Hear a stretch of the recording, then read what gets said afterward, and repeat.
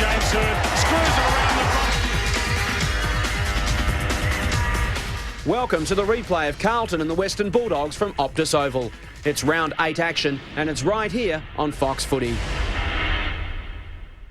There's been some rain around this morning, skies with shades of blue now, and that is the good news as the Western Bulldogs enter the field of battle. As I welcome Jared Healy, a banner intact, I might add. Jared, it's been a pretty poor start for the Blues. It has been, Gary, and we'll see shortly that it's a very windy day here in Melbourne, a strong north-northwesterly blowing, and it's expected to get stronger as the day progresses. Luke Darcy coming through.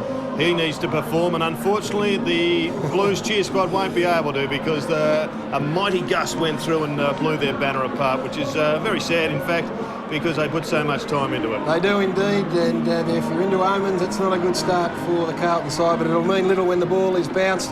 This football club, the Western Bulldogs, they're sitting in 15th position on the ladder, just the one win. They lost to Fremantle by 83 points last Sunday at the Telstra Dome, and they have had a fair amount of pressure directed their way throughout the week. Their coach, Peter Rode, has given them a pretty solid week on the training track, and we spoke to Dennis Pagan earlier in the day, Jared, and he knows very well what is coming his way. Yeah, when you get players who have been humbled by an opposition, in this case Fremantle last week, you know they're going to be desperate to regain some respect, and I'm not sure they'd be talking about winning too much at Whitten Oval at the moment. They need 4 good quarters of footy, Gary, 4 competitive quarters of footy. If it adds up to a victory, well, that's obviously the bonus, but they need to be able to walk off this ground today with their head up. Bit of experience back into the lineup. Matthew Croft back in there, probably start back half, probably at fullback really when you have a look at it. They are light on for height. And Matthew Robbins, after injuring his neck, also comes back in. And he is an underrated player at the Western Bulldogs, gives them plenty of run. He's got great leg speed, and he's nice and hard at the footy as well. So that is good news. There's a bit more of a solid look about it as well. They need to kick some goals, though. They've got to get a winning score, and one man who has contributed so much has been a young man in about his 3rd season. Patrick Bowden continues to develop. We'll talk to Brian Taylor about that shortly, who looks after their forward division. He'll join us in commentary, but they will miss Bandy. That's going to be a bit of a loss for them. But they're going through a season with injuries that is going to give kids like Patrick Bowden an opportunity, and they've got to grab it here at Optus today. Yes, indeed they do. They have not lost 7 games in a row, the Western Bulldogs, since 1983. So we're talking a fair amount of time here. There's a bit of pressure on the club. Matthew Croft back in. I think out at Whitten Oval, he is a player who's seen as a leader. He's been around for a long period of time, and in times like this you do need strong leadership, particularly with Chris Grant sitting in the grandstand. And they need some big bodies. They need somebody to put a physical influence on the game. They've got good mid-range players like Brad Johnson, like Rowan Smith, but they need somebody to compete with the likes of Kuta Fides and even Brendan Favola. They need somebody of that sort of ilk to just impose themselves and pay the way for some of the younger kids. They've had more possessions than any club in the competition, the Western Bulldogs, yet they sit in 15th position. They play against a side who, in contrast, are very frugal with their use of the footy, and I'd expect they will change their style of play to the Western Bulldogs, much more direct, and to get it into their forward 50 much quicker. Particularly when kicking with the wind. But look, it's not surprising. They've got Darcy, who's a top-class ruckman. They've got West and Jonathan Brown. Sorry, they've got West and Brown and Smith, all high possession winners, but they've got to get it into that forward 50 and get somebody who can take a mark. They won't be able to pinpoint it today because the wind is blowing, and that may suit them. They're not a tall side, and the wind generally doesn't work for tallish players, but having a look at this Carlton side, they too have made some changes. Yeah, 3 changes. They welcome Fletcher back into the side, Franchina and Livingston, some hardness in there as well. Allen hasn't been able to come up. They were pretty good last week against St Kilda, and that form is pretty consistent too. St Kilda have been very good in recent weeks, so that'll stand them in pretty good stead. They haven't won here at Optus Oval for, well, a long period of time. And when you have a look at the 2 lineups, Croft back into the side may be the matchup for Brendan Favola, but it still shapes as a day that Brendan Favola could put a fair mark on it. Well, when he's played well and kicked bags, they've gone very close to winning. He's kicked 1 in the last 2 weeks, and they've lost by 11 and 12 points respectively in the last 2 weeks. And Dennis Pagan on the Gary Lyon Footy Show this morning, Gary, firmly pointed the finger at Brendan Favola. And here come the Blues, a little bit gun-shy. They're laid out onto the ground, and they're coming out to the applause of the assembled, and they are under the pump as much as the Western Bulldogs. They've got 2 wins, a lot better start than last year, but another win, and all of a sudden they're in a position to go to the halfway mark with a pretty good result. I just wonder whether they're trying something a little differently. They've only won 2 of their the first 2 opening quarters for the season, 2 out of 7. So you just wonder whether they've held them back a little bit longer to see whether or not they can't reverse that trend. So it is a big game. It is a desperate game. Both teams just clinging desperately to some sort of credibility and respect. We will take a break. After the break, we'll be joined in commentary by Brian Taylor and Eddie Maguire at the Optus Oval. You're watching Sunday Football.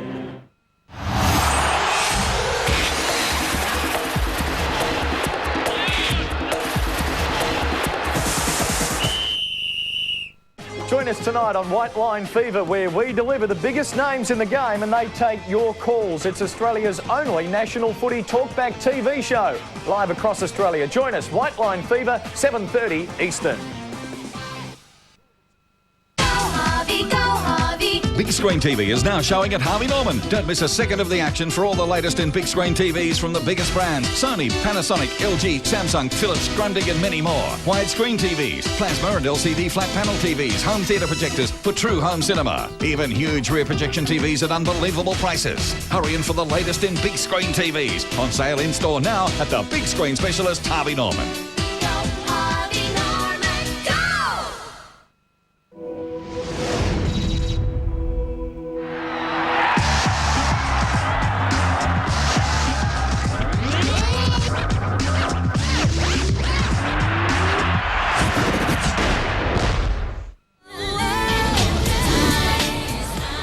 Toss of the coin between the opposing captains, Brett Ratton, acting captain Scott West, in the absence of Chris Grant.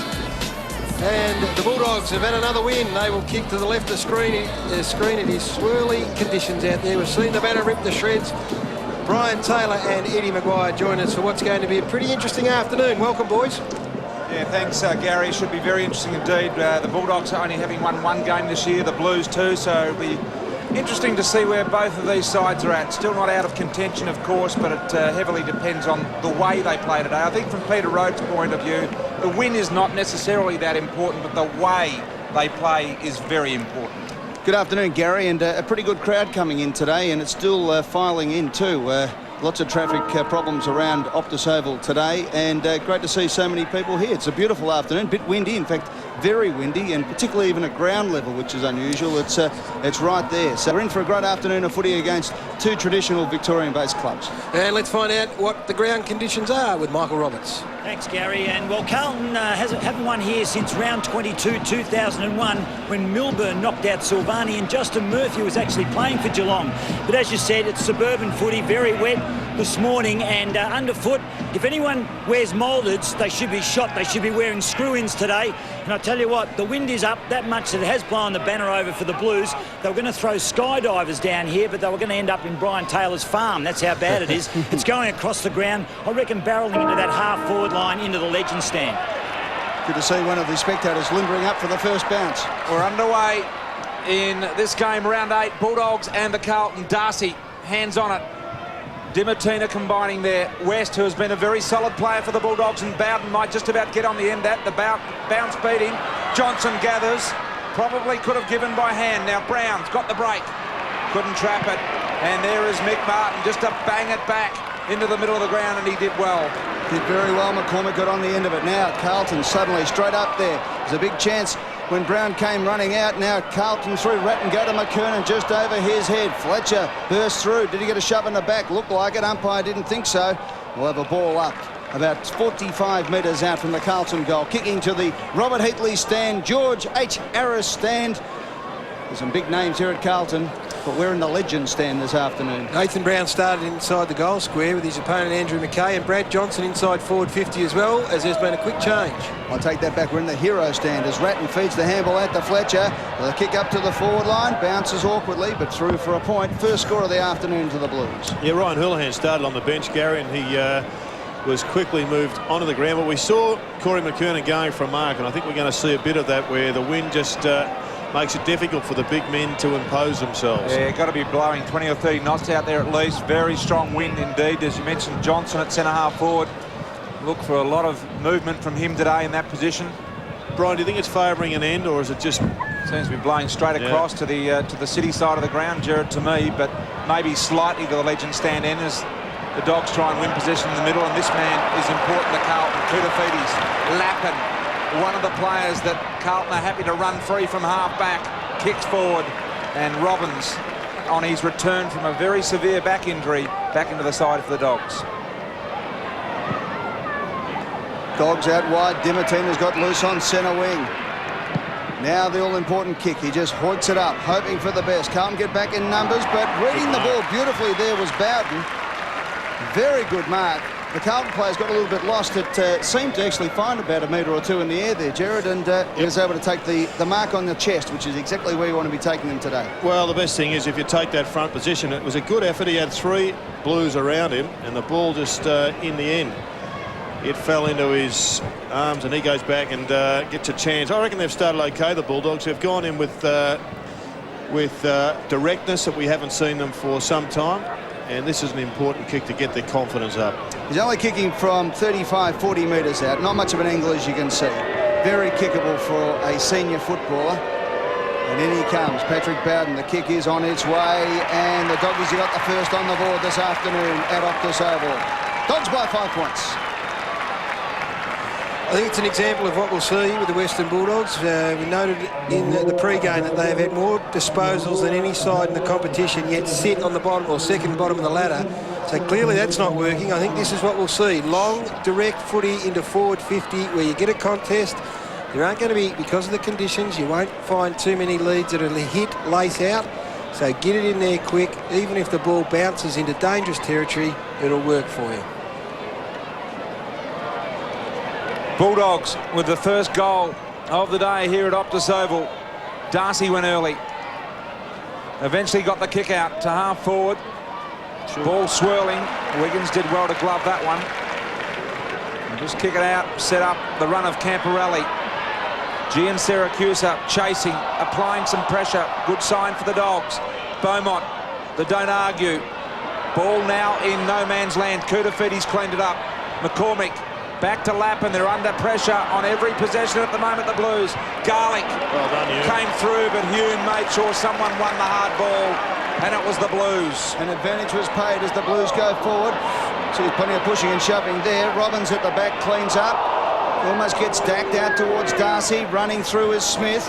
Here he is, has a bounce and can go all the way. 2 bounces, 3 bounces to centre wing. Now he wants to look for a forward and does. It's a good-looking kick, looking for Brown, pushes in the back. Good play by McKay, brought the ball to ground. The handball came out from Camporelli to McKay, caught high. Free kick to the old man. A little bit disappointing. Sorry, Eddie. Lindsay Gilby had him there. It was just a technique issue that he got him too high. Yep, McKay's kick was an ordinary one, but Bratton got across, did it beautifully. Off to Hume. Quick transfer to a play. Hume straight up the ground towards full forward. Croft used his body beautifully. Robbins twisting and turning has been very good from recovering from his injury. Wants to come straight down the ground. They're starting to make position up the ground, the Western Bulldogs players, but he just ran out of space. The ball going over the line and out of bounds for a throw-in. Been disappointing, the Blues. Their entries into their forward 50 have not been under a great deal of pressure, and I think, Gary, they should have had a couple of goals on the board. They haven't been able to find the targets. One-on-one contests in these conditions are imperative, because if you're outnumbered, the ball hits the ground and you just don't get a crack at it. Darcy scraps it up with Kutafides. He goes forward. Which is why Matthew Robbins has just mopped up every time. I mean, you're not going to mark too many footies at the moment. The ball comes to ground. Matthew Robbins running around on his own. You've just got to at least have a 1-against-1 contest in your forward line. Ball in the forward 50 for the Blues. McCormick, the third man up. Robbins attacks it. Handball under enormous pressure. Darcy trying to work it down to Mitchell Hahn. Soccer off the ground. Free kick has been paid behind the play a little. It'll go the Bulldogs' way at genuine half-back, and it'll be Hahn. He's got the job on Anthony Kutafides, which is a pretty fair matchup, I would have thought. He's very hard at it, Mitchell Hahn. Just whether he's got the running capacity to play in the midfield. He's spent a bit of time there this year. Hahn, very strong over the ball, Mitchell Hahn. Will kick to centre wing. Darcy looking to gain the better position, and the wind beating all of the judgment of all players on that occasion. Kutafides, though, cleans up behind the pack. The kick back into play has been marked by Wiggins. So Wiggins on the Davies, in fact it is, on centre wing. Davies now brings the ball to centre half forward. Crowd favourite he is. How long before we see the Carlton cheer squad with the Favola wigs going? Edward Bill better get him down here, I think. Start selling them up this oval, particularly if we can put this one through. Another 6 weeks, Ed, when it just gets another 3 inches on it. He certainly, I think he's realised it's a bit of a marketing tool. So in he comes from just outside 50. Brendan Favola would kick these every night at training. What happens in the big time? He puts it right through for a point. Jeez, it was a good kick off the boot. Yeah, cheer squad was slow in responding, so I'll always go with the cheer squad rather than the theatrics of the goal umpire. Up the other end of the ground, some important matchups. Mick Martin's had a couple of pickups, kicks on Harris. McKay, a big job on Nathan Brown. Beaumont's on Bowden. Murphy on a mobile Johnson at centre half. And they've got some good firepower up there, the Bulldogs. McGuinness handball, very iffy. Picked up by Hickman, who'll belt it back. Robbins is there. Gian Syracuse is there. Indecision. One of those players, probably Robbins, should have called Gian Syracuse back. And the rush behind. Should have called him back, but you can't drop them nevertheless. Sometimes you are caught in no man's land. He did the right thing going back, but she just fumbled, and a lucky escape. Structure again, Jared. Yeah. 2 Bulldog players on their own. Now, you've got to be competitive. You're not going to get it in there all that often, so at least give yourself a chance. Smith Gee, look at that. winds up. It's a thumping kick with the aid of the wind. As Harrison Marks, the former Tiger, a genuine halfback. Well, it's interesting, isn't it, Brian, the win, because Favola got plenty of purchase into it. Then look at that one from Smith. Anyway, going forward is a chance for Bowden again. Oh, good little handball away. Garlick should set sail for home. No, he goes for the handball over the top. Running in. Have a look at this from Johnson. He just buries it. That's a beautiful kick. A great player, and the second for the Bulldogs. Well, the kicking issue is, you're exactly right, Eddie. That kick from Rowan Smith set this goal up. That covered 65, 70. conservatively, and this is what happens. I mean, you get players out. The Bulldog players know he's capable, so they start to set up for that extra distance, and they just got the overlap working beautifully. And it was a good handball from Gilby there. I gave it to Garlick, but Lindsay Gilby set it up nicely. In fact, it was Mitch Hahn. I'll go through the whole team. The Bulldogs with the start that they so much needed. In the middle, Darcy West. He can handball over the top to Bowden, and he can set sail from home. Kick on the way was rushed, but it'll go offside, and Brown will mark. He saw him out of the corner of his eye, Brian, no doubt. Brown on the wrong side for a left footer. That's play on. Not sure what Simon Beaumont was thinking at centre half back. Charged into the centre square, and the ball's in dispute. Left his opponent there 20 metres on his own. Scott West wins the clearance, and away they go. Nathan Brown deciding in his own mind whether he wants to run around here, I reckon. What will he do, Brian? Now, we don't know what goes on in the head of Nathan. Will he banana it or just kick it straight? I reckon he'll kick it straight from there. Runs around on the right and misses. No. Should have kicked it straight Should have from kicked there. it straight, exactly. Because I reckon he had enough to work with, and it was just a matter of getting the ball on the boot straight. And, Brian, from that position, you can get a bit of bend on the old banana from in close, can't you, regardless of the wind? Absolutely. If you want to go that way. So the Bulldogs by 10 points in the opening few minutes of this game. And Nathan Brown moves to 17 goals, 23 for season 2003. Don't keep reminding me, please, Ed. 40 scoring shots he's had for 17 goals. I reckon the problem the Bulldogs have, the Blues have got is that all the Bulldog senior players are up and running. We know they've had a great history of being top players, but you got West, Johnson, Smith, Brown and Darcy all look like they're ready for a decent match. Bursting out of the blocks, Dimatina.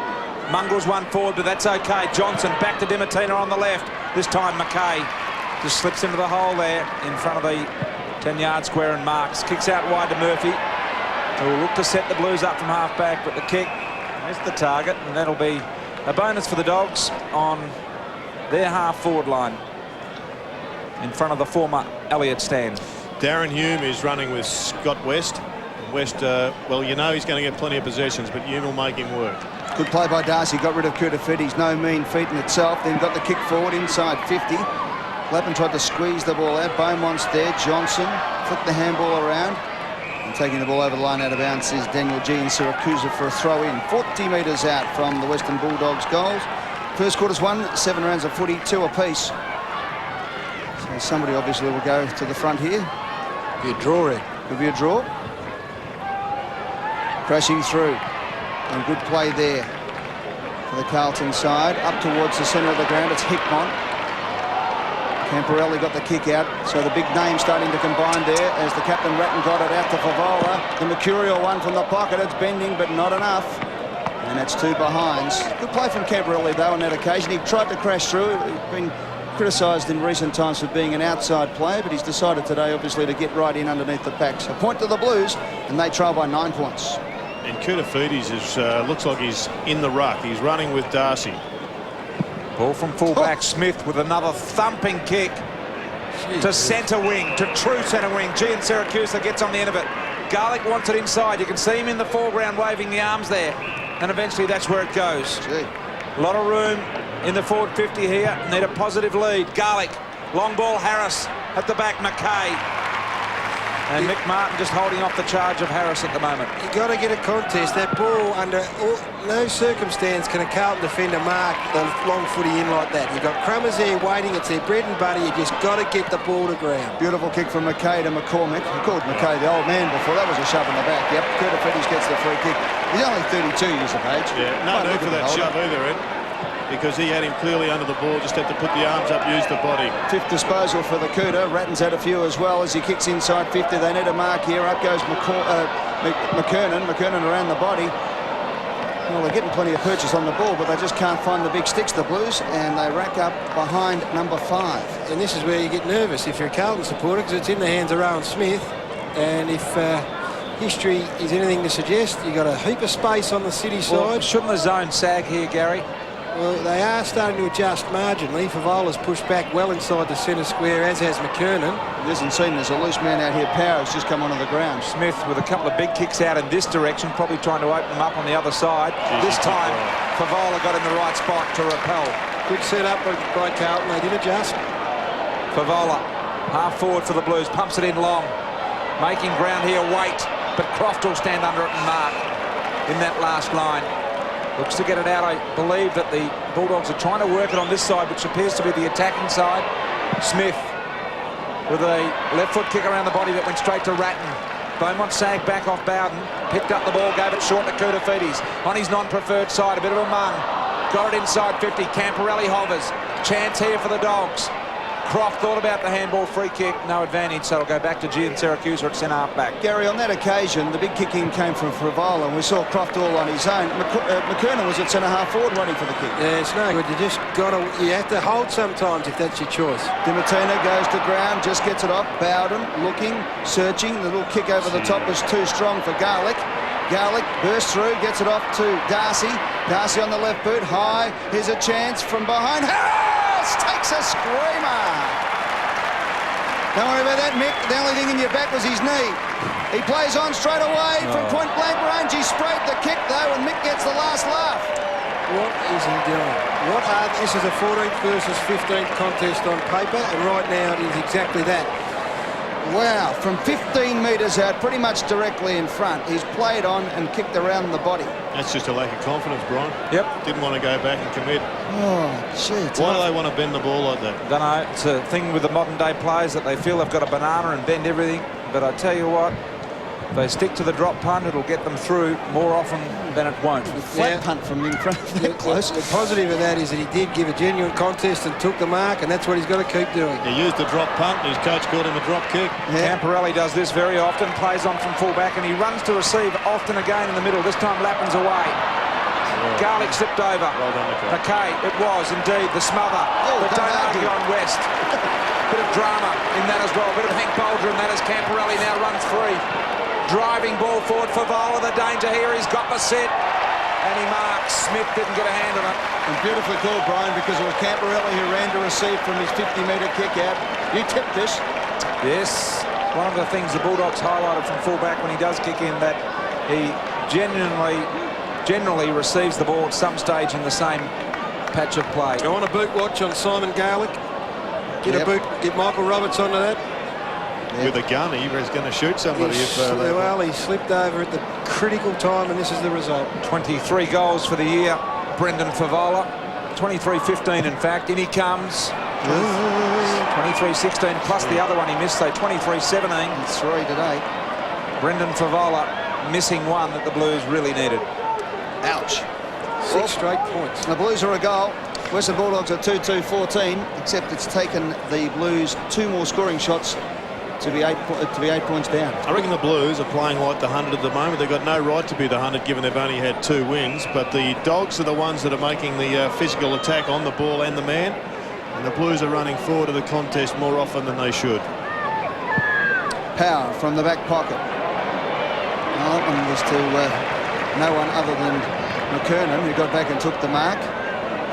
So Big Corey comes in, thumps it long.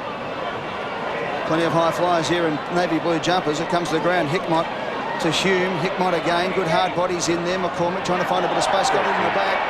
And will take the free kick. So McCormick, who's been pretty lively so far in this game, a 22-year-old, so he's a mature age recruit. 4th touch coming up. But he at least runs to the right position, boys. Puts his body over it too, Eddie. That's what I like about him. He doesn't mind getting in, and he's only got a light frame, but he's got no fear about running in and having a crack. They desperately need a goal, or this becomes contagious if it isn't already. So from dead in front, the Murray Bushranger, or Murray Kangaroos as they are these days, kicks a point. Whew. Now this is contagious. 7 points in a row. Rowan Smith went short the last time and it just didn't work. You've never seen a more spread zone in your life. Let's have a look at this again.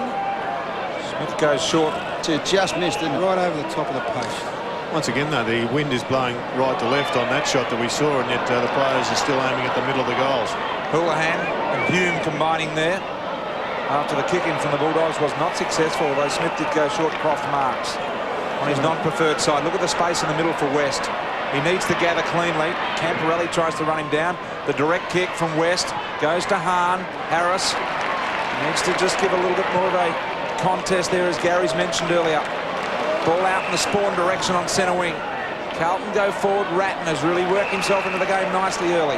Right, if they put Brown onto the ball for a while now, he's up at half-back flank, or centre half-back at the moment. We'll definitely go into the middle and change with West. Koutafidis with beautiful vision picks out Hume. Now the wind won't affect this one. Nothing will. First on the board for the Blues.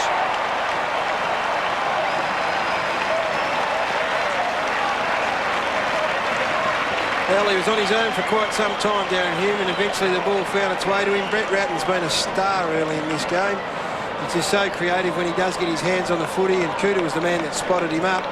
But both sides going forward have been poor. They have to realise, particularly Carlton, with the spread zone that they've got, when the point kicking comes in, you just can't belt it back in because you've got no one in position. They've done it 3 or 4 times, and it's cost them. But on this occasion, they've got a major.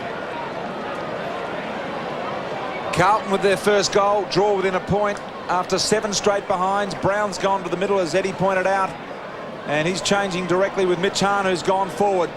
Darcy, there is Brown. Tap out to Garlick, one of his mates, and Garlick got driven into the ground. We'll have the ball up. Just looking at the inside 50s, Carlton have gone in 14 times for 1 goal. They've missed 4 shots that should have been goals, and the Dogs have gone in 10 times for 2 goals, and they've missed probably a couple they should have converted. Ratton, Hickmott, what a competitor Hickmott is. West, Skipper and Brown combining on his non-preferred right side, but they got it to the hot spot. Long kick in Harris. The competitive situation there is what they wanted. Hahn, they don't argue. Needed to give another handball off. Free kick will go. It'll go to Garlick. No, go the other way. In fact, it will go to Thornton. Yeah. Much better though, long to the dangerous spot. He did well, Harris. He just gave a contest and there was a dangerous crumb. Now that is much more effective. So Thornton brings the ball out. Hickmott, they flew against each other. There's a chance for Brown onto the left boot. There's a few players. Just tried to kick it around the corner. Made it hard. Now that's holding the man too. No, says the umpire. And that is no way. We just squeezed it out in the end. Big Mick got it out as well. Murphy, good smothering. Touch play on. Half volley. Ratton just squeezed it out beautifully. That's good. Beaumont and Hickmott, some level heads combining. That one didn't touch the ground on the touch. His old flexibility is going. Hickmott there. Punched away from behind by Croft, who's just about best of field at the moment. McCormick and Hume hard at it. Got it out wide. A chance for Houlihan around the body. And the race is on. Well, Cooter, I wouldn't want to see him going over the high hurdles these days, but at least he got there first and knocked it to the boundary line, over the line and out of bounds for a throw-in. For the former, I think he was Australian champion as a schoolboy high hurdler. I think it gets better every year. Cooter? It doesn't, yeah. He's now, I think he was Olympic champion. He's going to be a world decathlete by the time he finishes. Over the back, Cooter got the tap. Darcy, head over the ball, picked it up though. Gee, they're dog-tired, those two, and we're only 21 minutes into the first quarter. Houlihan holds it up and give off to Fletcher, and Blues are everywhere. Yeah, they certainly are. And one of those is this man here, Davies, who's chipped in nicely. He wants to play on, kick over the top. This to the leader, McKernan, who'll mark strongly in front of Croft. About 20 metres out on a more acute angle, though. And with the wind today, nothing is certain from any distance. Now, Brian, as a champion Coleman medalist, this situation is, what, 30 metres out, 45-degree angle. Would you bother about the wind, or do you just get your head over the ball and kick straight through it? You've got to rely on making solid contact with the ball here and don't allow for any curve in the ball whatsoever, Ed. It's when you're further out that perhaps you allow for a bit of curve, bit of protection there from the member stand as well. You just got to rely on placing the ball on the boot and it not deviating. So head over the top of it, kick straight through. Yep. McKernan, in he comes. Straight, it's there. He's got it. Carlton have hit the front.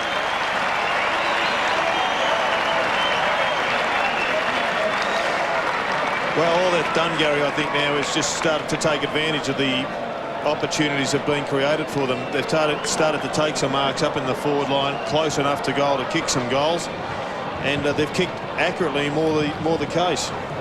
Started to hit some targets. You're right, Jared. Rather than just belt it back in there, I mean, it is a very spread forward line. Inevitably, there'll be a loose number somewhere. A bit of composure.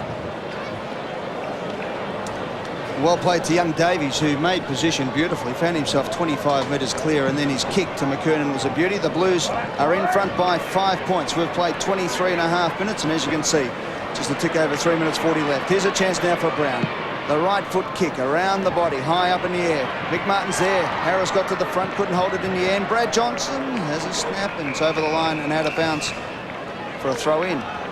Another crumb, though, which is a good result. McKernan went in to take the ruck, and Cooter went down to the goal square. And it would appear that as soon as the ruck works over, Cooter's going to push down and go onto the ball. In fact, looks like Cooter is rushing down to take the ruck work. There he goes. Boundary throw in forward pocket. Cooter, the bounce or the throw in, beat them all, and the rush behind from Thornton as Johnson gives him a bit of a dance in the square. And the minor score there with just under 4 minutes remaining. It's a fair sprint to take a boundary throw in, Gary. That'll be, what, 160, 180 metres? Yeah. Camporelli out wide looking for Fletcher. I had the clock on him. I think he ran an 8 qualifying on the way down, so he's still in good nick. Out of bounds on the full. No one got a hand on it, so it'll be Dimatina to pump it back in long. Need a contest. Hahn goes up. Off hands Garlick, gives to Bowden. Pretty good on his left. Kick on the way is there. Bowden's got 2.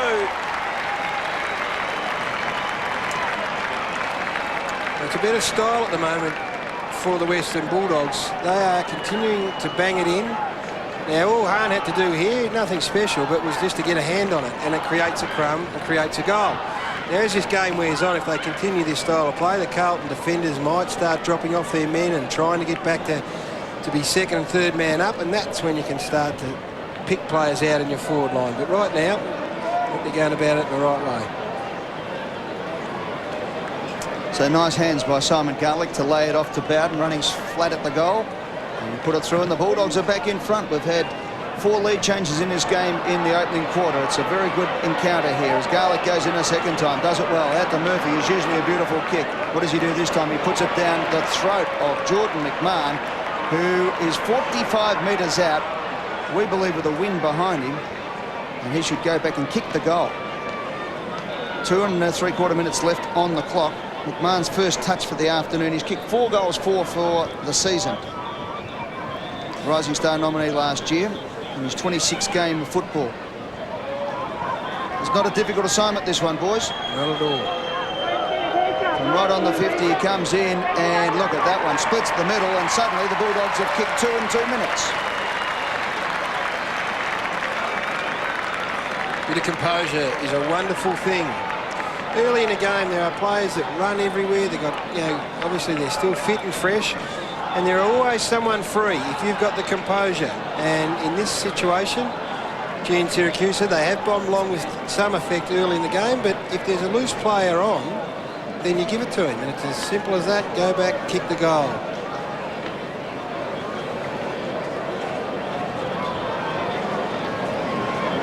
So the Bulldogs in front by 8 points as we near the quarter-time buzzer, just over the 2 minutes remaining. They've got an issue in the centre here, Carlton. They've got to start winning the ball. The Bulldogs getting it out way too easily. What are the clearances, Jared? Bulldogs have got 4 and Carlton have got 1. And Gary, I'm not sure if I'm reading this absolutely wrongly here, but I reckon the Bulldogs are harder in at the loose ball at the moment. The Blues look like they're just waiting for someone else to do the work in various areas of the ground. Ratton is standing out as the exception, and possibly Hume. Umpire Mark Fussell there, putting the ball down. Gian Syracuse are wrapped up in the aggressive Hume tackle. Boys, we might get a wide shot of this bounce, but have a look here. There's a lot of blocking. It's almost as if the Bulldogs are nominating a different ruckman other than Darcy, and then about 3 of them are going up for it at any one stage. They've got Bowden in there. They've got Harris is in there as well. And Hahn. In went Hahn on that occasion, and the tackler was Darcy. So interesting the pick up the ball up strategy there. As the ball goes forward, Power from behind, Power mark. And Hahn had Hume as his opponent, so they identified the mismatch in height, and they were the 2 that contested it. We'll keep an eye on that one. That's going to be an interesting tactic throughout the afternoon. Hope I haven't blown the cover budge as the ball comes out from centre half back. Up towards Johnson. He's turned his opponent Murphy inside out. A good tackle there by Murphy. Did it well. Picked his pocket. They're in there hard. Garlick's been very impressive this quarter, and he got in and held it up. 5 disposals for Garlick, but he's done a lot of the hard in and under stuff as well. Apart from maybe having moulded soles on, he hasn't done much wrong. Still waiting for the update. There's certainly been no shots fired from Michael Roberts, so...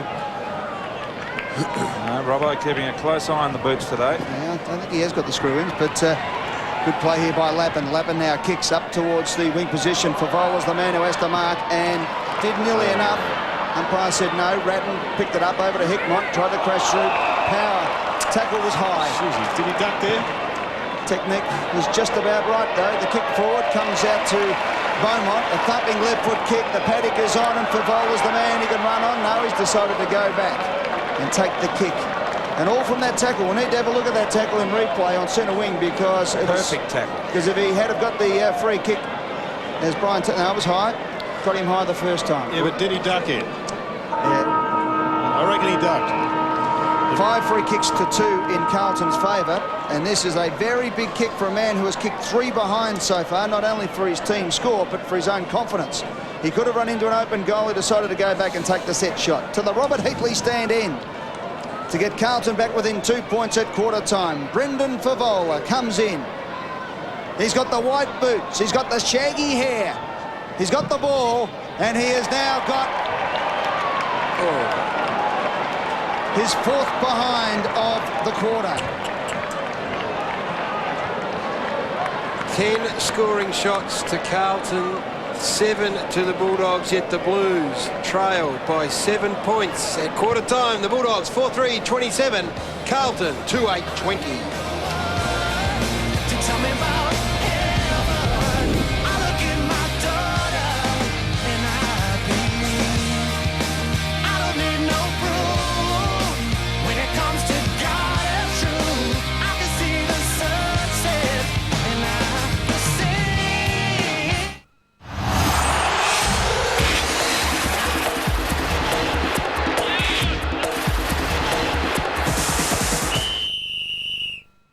I've seen the show, so I know it's Have you got a veggie patch in your backyard? Who told you about that? I want to know. That was top secret. Well, I think it's very spiffy. Your head can actually, all the cells in it can actually explode, so don't try that too often. Yeah, I don't think that would affect the football that much. Now, I have a neighbour that just lives near me, where Matt and I live. That'd be why he's a neighbour. Yeah. But it's a pretty relaxed environment here, so I encourage all the guys to come on. Living with Footballers, tonight at 9. Go Harvey Norman for great Acer computer deals. How's this for an ace of a deal? A Pentium 4 2.4 gigahertz model with 256 meg of RAM, 40 gig hard drive and CD burner for just $13.99. Pay an extra $599 and get this 15-inch flat panel display. Wow! For the mobile warrior, we have an Acer travel-made Pentium 4 mobile notebook with 512 megabytes of RAM, 20 gig hard drive and loads of other features for a low $29.99. Fox Footy is giving you the chance to win the couch from On the Couch, signed by Gerard, Mike and Robert. To enter, all you have to do is SMS your name, alternate phone number, email address and the word couch to 0427 436 689. And you could be sitting on the couch, courtesy of Fox Footy and Chesterfield Gallery. Welcome back to the Optus Oval at quarter time. It is the Western Bulldogs with a 7-point buffer over Carlton, although the scoring shots don't reflect Carlton's winning of the football. 10 scoring shots to the Western Bulldogs, 7. They did miss some opportunities. Bowden, 2 goals for the Dogs. McMahon and Johnson singles, and for Carlton it has been Corey McKernan and Darren Hume. The one thing I think stood out, Gary, is the difference in the approach by the Western Bulldogs. Coming into this match, for every long kick, they'd have a short kick. Well, at the moment, the stats are 18 long kicks to just 10 short kicks, so they've got their balance a hell of a lot better. It was always, I think, going to be the way they're going to go about it. And, well, from fullback, Rowan Smith, on 2 occasions, kicked almost to the centre of the ground, centre wing in actual fact. This one he plays on. And he's just a beautiful, we know he's a beautiful kick of the football, but he's just so precise on those occasions. And this set up an actual shot on goal for the Western Bulldogs. They have had more possessions than any team in the competition, as we've mentioned a couple of times, yet they sit second last on the ladder, so some fine-tuning and tweaking has been needed. Just before we go to Robbo, it's the long kick to the goal square that's even more important than the one from defence. Exactly, and they have had some quality crumbs. Let's go down boundary side now with our man on the spot, Michael Roberts. Thanks, Gary, and I think during the call you said that some of the big guys were struggling. It is quite heavy underfoot, and a bit of the sting has been taken out of their legs with their run. But I noticed in the Western Bulldogs huddle, Ben Harrison was the doc was having a good look at his knee, testing it. He's got it quite painful in the left knee. Simon Garlick is actually wearing screw-ins. But Brad Johnson changed to soft moulded. So we'll see how he goes in the forward line. That is Brad Johnson on the screen right there. He's gone from the screw-ins to the moulded, so he's got a different read on it. Let's hope he doesn't fall over. The Carlton boot stutter also had a handful of boots coming off the ground as well, so there's been some rearranging of the shoe wear out there at the moment. I think it's probably a bit harder at the Heatley stand end, and that's why Johnson has changed. There doesn't seem to be as much lushness there, and I guess the fall does fall to the other end of the ground here. So there was local showers left of screwing. I know that sounds technical, but the fact is there's not as much grass at the Heatley stand end, Gerard. That is hard for you to grasp, I know. It is. But beautiful ground though. Garlick has got the ball. It is in ripping nick, Ed, at the moment. Kutafides through the middle of the ground. There's the kick that Pagan likes so much. Bounced off the Hickmott chest. Power. Favola. Harrison over the top of it. Under some injury cloud. Michael Roberts reporting, so we'll keep an eye on him. Ball up. Well, once again, it was a kick that needed somebody to put a glove on it. Nobody really stood up there at Carlton, read the ball well enough to take the mark. It was one, Gary, I think, should have resulted in a shot at goal. But yeah, exactly. They need to persevere with it. Robbins has gone on to Ratton at the moment. McCormick went up. He got a smack in the chops there from Favola, actually. Garlick over the top of the handle to Gene Syracuse and now to Murphy. No, it was Smith, in fact. Smith's kick was up towards the centre-half forward position. Out they come. Harris got the little cheeky handball away to McMahon. That was ambitious at best. Johnson. Let's see how he goes turning. He gets a little toe poke the wrong way. Out towards the wing position. The race is on, and the boundary line will win that race. Will have a throw in. Patrick Bowden just copping one there in the process. From Trent Spawn fixed him up. Nice good hip and shoulder. Good hit. Which is something the umpires need to have a good look at. There's a couple of good hip and shoulders over the weekend which were adjudicated completely incorrectly, and that one was a good one. And quite rightly was called play on. Here's a chance for West against a couple of players. Fletcher did right on McCormick to Hume. Hume now runs to half forward. He puts it high in the air.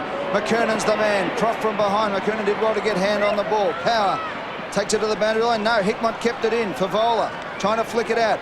Hickmott in there again. Was there a whistle? No, there wasn't. McKernan around the body, sets it up. Hume's there, McCormick's there. Hume shepherded, McCormick kicked the goal. Yes, he did. Well played. And a great shepherd by Hume. Great vision by Kuta. And the Blues get the first of the second quarter. It was a good setup, no doubt about it. Young Power, I think it was, had to get that footy across the boundary line, although I guess maybe that's a bit harsh on him. They worked pretty well. Their forwards kept at it, the Blues. Kicked into space, and Eddie caught it beautifully. Darren Hume here, his work, just good awareness. About here he realises that he's not in the play, but he did enough to give McCormick the time and space to kick a goal. So a nice start for the Carlton Footy Club. The Blues draw within 1 point in the early stages of the second quarter. Kicking to the legend stand in, left of screen. Mitchell Hahn just trying to move it forward. Well done, Johnson flew. Ground level, G and Syracuse are wrapped up and will have the ball up centre half forward for the Dogs. Well, Brad Johnson playing effectively at centre half forward on Justin Murphy. As we have a look at the centre breaks there, clearly in the Western Bulldogs' favour. Just needs to, I think he needs that whole centre half forward area, needs a lot of room to do his best work. It's a well-known face. Darcy commanding some room in the ruck area there as Koutafidis dives on it. So does Gilby. June Syracuse at the bottom. Sat on it. Another ball up. Carlton within a point. Luke Darcy, and have a look at the numbers around the ball here at the moment. I think the Carlton players are just saying, listen, if Anthony Koutafidis is going to ruck, let him ruck. And that was the tactic that Eddie picked up on earlier. Very similar to last week with Carlton.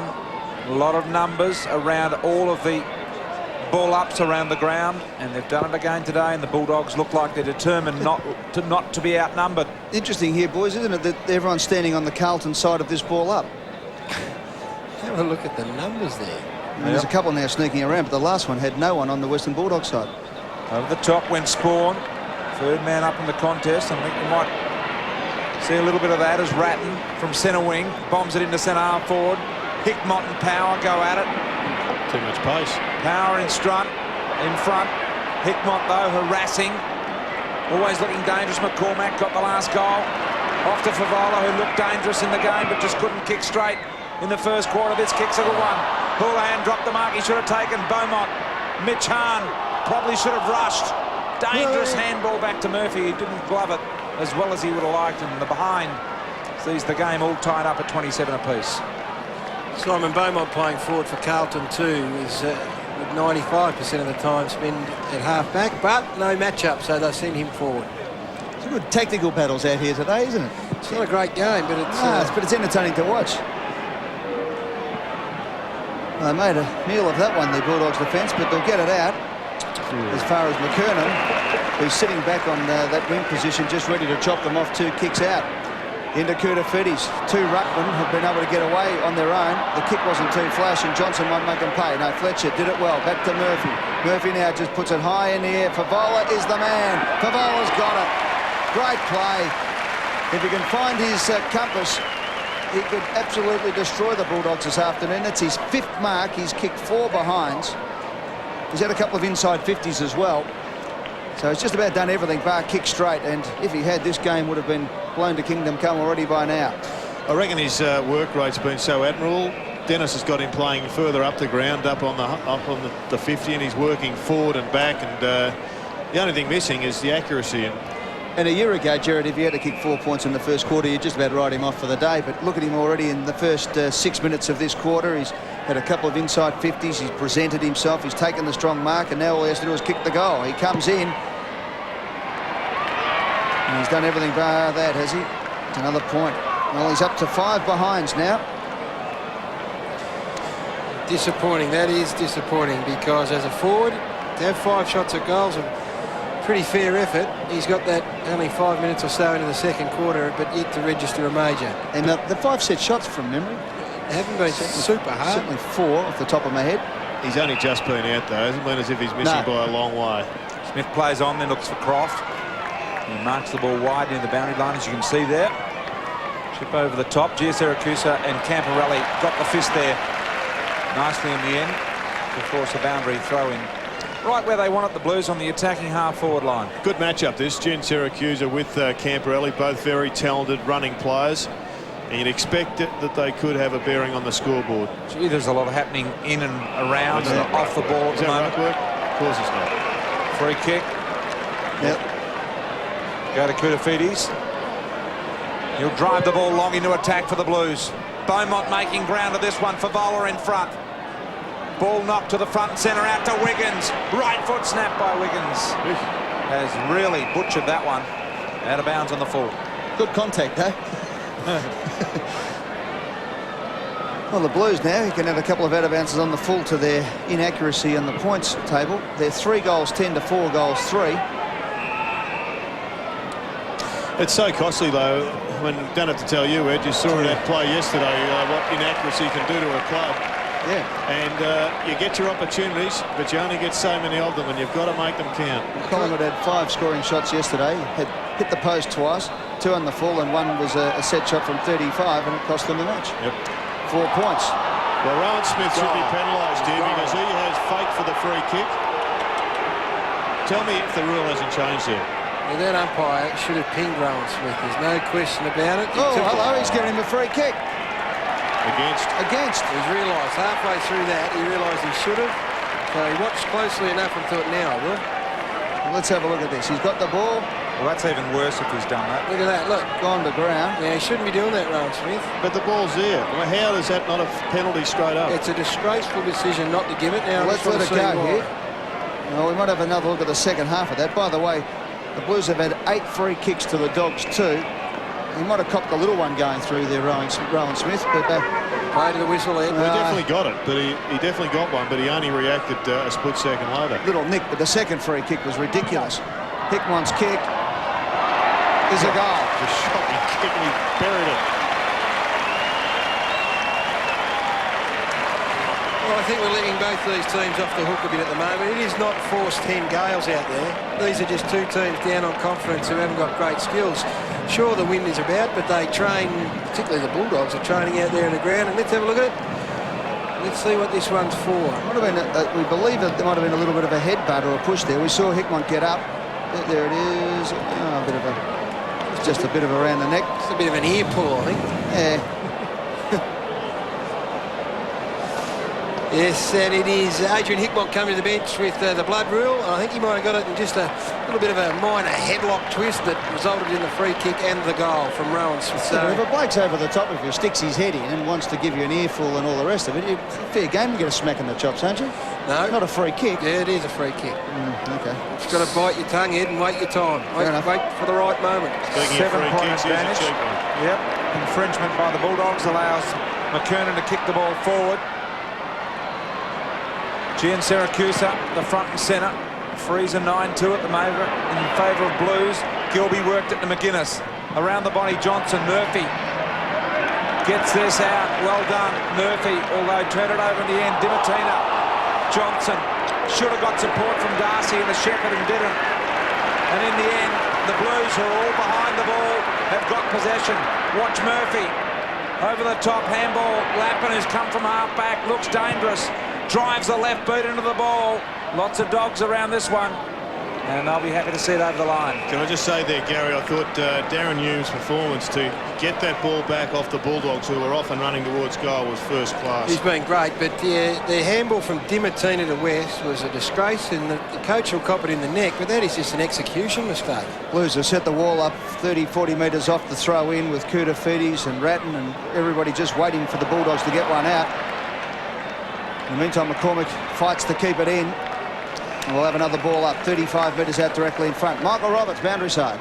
Interesting that Ben Harrison's come back off and got straight on the blower. They had a look at his knee, so he's walked up and down the boundary line. They're working on Hickman at the moment. Just a little nick around the temple area. Okay, we saw that one when he lined up for goal. Bit of a scratch. Ball up. McKernan got a good positive tap. McCormick was legged, was he? No. Umpire says that the Bulldogs free kick, so play on is the call. Gian Siracusa now comes out from the half-back line. The kick was short. Made it hard for Bowden. He got a bit of a boot on the ball. Over the top of Rand Thornton. McMahon did well to Bowden. There's a chance now. Gian Siracusa sits it up in the air. Brown against 2 of them. He got the mark. Almost. Then the kick was a push in the back, and he'll take that free kick. Too high in the end, the umpire called. Doesn't matter what it was. He gets the free kick. Just their second time inside 50 this quarter, the Western Bulldogs. And it was one that I thought Andrew McKay had pretty well covered, but he missed the footy on the way through, and Brown came up with the possession. Had little influence on the game to date, Nathan Brown, and this would be a nervous time. He needs to take every opportunity. We know his kicking's been astray. He's kicked one behind today so far. This awkward hold on the ball, but he comes in and it's effective on this occasion. That's a vital goal, and Brown gets his first. Well, Nathan Brown has spent probably 80% of the time in the goal square with young Harris next to him as Hickmock comes back on after blood rule. With Andrew McKay as his opponent, I know McKay's had a really good start to the season. I would be prepared to give him much more room and space down there, Nathan Brown, and see whether he can't grab a couple more goals before half-time.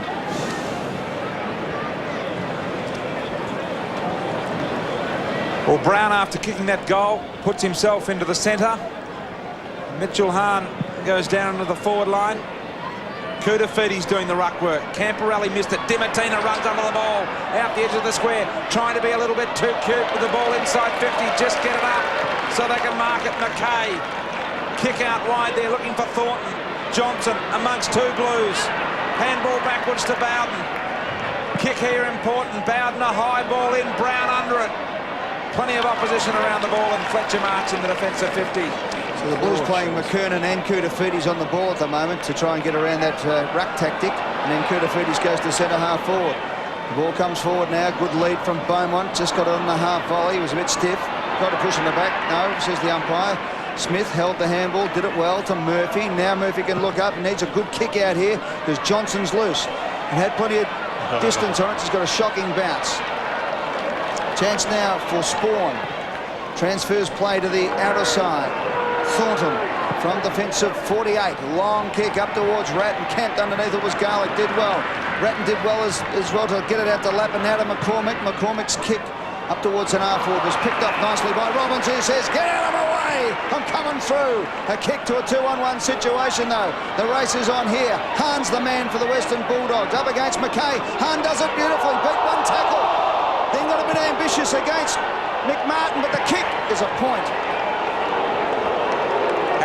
Harris's kick was just offline. A beautiful play from Robbins from half-back. It's a good run. He's given them a bit of run. He's got good leg speed, of course, but gee, Dimartino sitting on the bench for very, very poor disposal going forward. Some of the skill areas, Bowden had players on earlier and just blasted away. Some of the skill areas of Carlton of the Bulldogs have been very ordinary. In this quarter so far, West, Darcy, 0 possessions. Two of their main midfielders need to find the ball a bit. Hume, Houlihan building here for the Blues inside 50. Beaumont in a genuine one-on-one free kick against McGuinness. And Beaumont will line up for goal about 48 metres out on a 45-degree angle. You can see the inexperienced Kieran McGuinness there, formerly of Kerry Grammar. And Beaumont will kick to put the Blues in front. Did you coach him at Kerry? Yes, I did. Yep. Obviously a good junior player. Yeah, very good junior player, Ed, from the eastern suburbs. Didn't play him in defence much, Bo. Played him both ends. Beaumont, Gary. Kick on the way is beautiful. Utilised the breeze there very nicely indeed, Simon Beaumont. And the Blues in front by one straight goal. Was there anybody on the line there for the Western Bulldogs? It seemed to look like it was going to go through midway through post height, but it died on its trajectory. I'll just be interested to see here if, in fact, there should have been someone a bit lower. Brian? Now, probably they couldn't have got it, but gee, a side view may have shown that it was only going through at 8 foot above the ground on the line.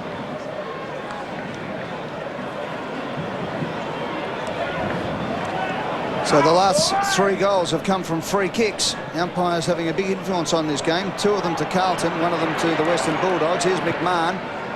Beautiful kick on the left foot out towards Garlick, who stretches out. This is a good duel, Garlick versus Lappin.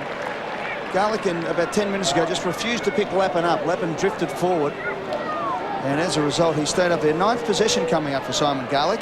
The other ripper is in the middle of the ground. Hume has restricted Scott West to as few possessions as I've seen him have in an important game. He's only up at 7, and Hume has got him covered.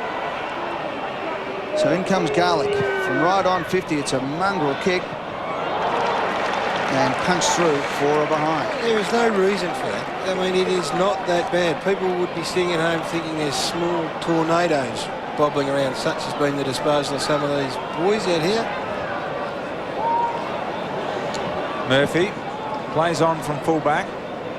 Favola, the intended target. McKernan, if he likes, as well. Bowden. the front and centre ball, straightening the ball. Hahn and Darcy go at it. Off hands, trying to crash his way through Gian Siracusa. Another ball up at centre half forward for the Dogs. They trail by 5 points. We've played 18 minutes in this quarter of football so far. That is the way these two teams go about it. Carlton, the longest kicking side in the comp. Just under 9 minutes remaining.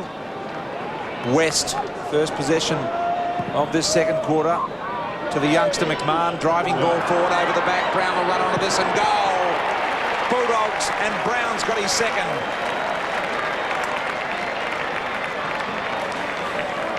Well, a little bit of fortune there, just the Carlton defence on this occasion allowing the ball to get over the back.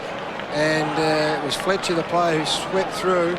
He just had to realise that all of the dangerous territory was behind him and do whatever he could to get it in front of him and towards the boundary. So Nathan Brown, who's had a quiet afternoon, but this is why he's so dangerous. 2 goals in the space of 4 or 5 minutes. So the Bulldogs back in front by 1 point here at Optus Oval. 5-10, plays 6-5, 8.5 minutes left in the second term. Camporelli had it, then lost it. Little toe poke out was good for the Bulldogs, momentarily at least. Murphy to Hume on the left boot, off the side of the boot. It's an old mongrel punt. Whoa! Up he goes. Huge fly there from Robbins. Didn't get anywhere near it.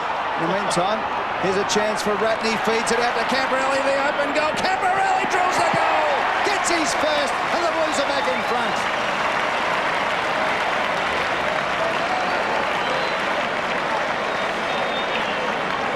What are you looking at, Jared? I just can't believe how long Simon Beaumont got to get rid of the footy. He's still got it. He's done a spin. He's had 3 rotations and got it out. They've definitely relaxed that rule, haven't they? Oh, well, it was a mark in the first place, but I think we're all taken aback by whoever it was went up about 15 minutes before acceptances. Prior opportunity, no such thing. Rule of thumb, if you do a 360, you're out. Yeah. Sure. 5-point advantage for the Blues with 8 minutes remaining in the first half of football. West, McMahon, Camporelli, who kicked the last, brings the Blues to life with a driving ball forward. Hickmott, the bandaged one. Croft, Ratton should have the manoeuvrability on Croft. The handball, not effective. It spills back. Ratton drives the ball long again to Beaumont, who lunges and marks. That's why front position is so important. If you just have a look at this, Beaumont was never in the number 1 position. The kick was put out to the front, and the more it stopped, the more Beaumont became effective. Here it is. It was going over the back initially. You saw him thinking it was going to be out of his grip, and then he read it best, and it dropped. And Ratton has been the assist in the last 2 shots at goal. Super important statistic, the assist. Should be more credit given to them. McCormack involved there as well. Beaumont comes in to kick his second goal of the quarter, and he's really not done much with that at all. Just the minor score. Let's go back to centre bounce. The Bulldog mix in the centre bounce is not great at the moment. They are all forward runners, and on that occasion they all push forward after the bounce. And if Carlton, it's okay if you win it. If Carlton win it, they are out of position. So they've just got to readdress that in the middle of the ground at the minute. So under 7 minutes left in this quarter. Shit down. It's a vital 7 minutes of football for both these sides. Carlton lead by a goal. Crofts held up. Good tackle applied there by Vic Barnaby. French will have a ball up at half-forward flank for the Carlton side.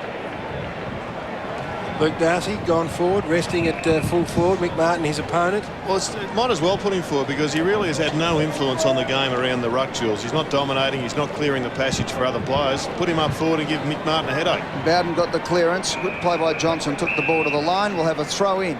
And the Bulldogs have been able to manufacture this ball in at half-forward flank. They've done pretty well. Yeah, they have. Mick, let's hope with Darcy in the square, from a Bulldog point of view, they don't fiddle with it when they go forward, to get in there quick, give him a chance. Bowden doing the ruck work. French put a hand out. Crashing through was Murphy. Good tackle. We'll have another ball up. It's interesting. The Ruck Rovers are doing a lot of the rucking today, aren't they?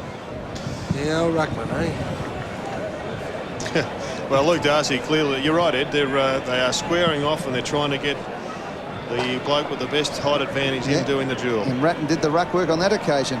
Down to Brown. The kick didn't go 15 metres. Hume wrapped up the tackle. We'll have another bounce. Well, they've got Barnaby French there, Carlton, so they've still got a genuine ruckman, but I think Bowden was the opponent on that occasion. Yeah, has done the last 3. So really, Carlton should clear this out and try and get it, 2 or 3 players around the ball and see if French can't get it down to them. I think what's making life easier for the smaller Western Bulldogs is there hasn't been a half-decent bounce all day. Punch forward by the Blues. Over the line, out of bounds. We'll have a throw in. Well, just having all those flags, that this wind is really gusting. I think that last shot of Simon Beaumont's suggests just how bad the wind has become. Yes, I take it back. I said there was no force 10 gale. I think it might have just kicked in. I was about to just mention that, Gary, but Jared beat me. Bowden. McMahon with speed. Handball's off to Robbins, who's been effective in his return game today. Kick out wide to the lead of Johnson. Was a little bit too far in front and a little bit wideish on that wind-affected side of the ground, if you like. The one that is most open to the wind. And we'll have a boundary throw in. Genuine half-forward line for the Western Bulldogs. They trail at the moment by 6 points with just over 5 minutes remaining in the half. Bowden, French, Murphy got rid of it probably before he needed to. Offhand Spawn. Quick kick into no man's land here. Harris did well to lock the ball up. Not allowed to move forward. Hume, Eagleton. Who's going to win it? Eagleton spins out of one and into another. Another example of what you're talking about, perhaps, Jared. Although that one was a little more tightly contested. I reckon Darren Hume is having an enormous effect on this game because there's not a lot of people competing with him for that ground level ball. He is just burrowing in and doing a tremendous job. Always does the hard thing, Darren Hume, as McKernan comes back on for the Blues. Johnson tries to squeeze the kick out. Good play by Koutafidis. Used his body, kept his feet, and then kicked it long to centre half forward. Favola got a shove in the back. Umpire was there, didn't pay it. Comes out the West for one of his few possessions for the quarter. Here's Robbins. The kick needs to be good, and it is to Murphy. Now Murphy can set something up. Hahn put his hand up and said, kick it to me. And he does. Right down his throat, if you don't mind. Way to service that one. Hahn can now stroll in and kick a goal if he likes. As the mongrelest of kicks. And touched on the line. Was it through for a point? Might be windy, but Murphy proves that if you've got the skills, if you concentrate, you can still deliver the footy. Hahn had a bit more space to work in there, but didn't use the opportunity as Franchina comes on for Carlton. Might also be something to do with his skill level, Gary. Here's the inconsistency. Favola got the major shove at one end of the ground, and then that push out was paid. Bowden, driving ball to Brown, perhaps interfered with. Umpire said yes. Brown plays on the advantage, paid right foot snap at goal. Missed. Probably the right thing to do in that case because he was very deep on the boundary line there with not much hope of scoring. He's gone back to the square with McKay rather, and Luke Darcy. I like the setup. Darcy to stay at home, let Brown go to the footy. 2 goals, 2 now for Nathan Brown. A bit of a Barney in the back half. Yeah, Scott West has gone into defence. Looks like he's trying to pick up. He's trying to pick up Brett Ratton. Yep. And to try and break the tag that he's got. And Franchina's in there causing a bit of mayhem as well. He's just pushed Robbins over. In the meantime, the ball comes out to centre wing through Thornton. Good kick. It's all going to come up to where the action is. McCormick's played well today. That's set up at suit Brett Ratton. He should go to the goal square. 13th possession for McCormick as he kicks up towards half forward. Beaumont is just getting way in front of his opponent, McGuinness. Beaumont's kick was a mongrel up forward towards Favola. Took it beautifully on the half volley, then laid it off to Fletcher. Back to Beaumont. He'll have to get back onto his left. He doesn't like it. Gone. He's been given a good run. Franchina in there, arms flailing.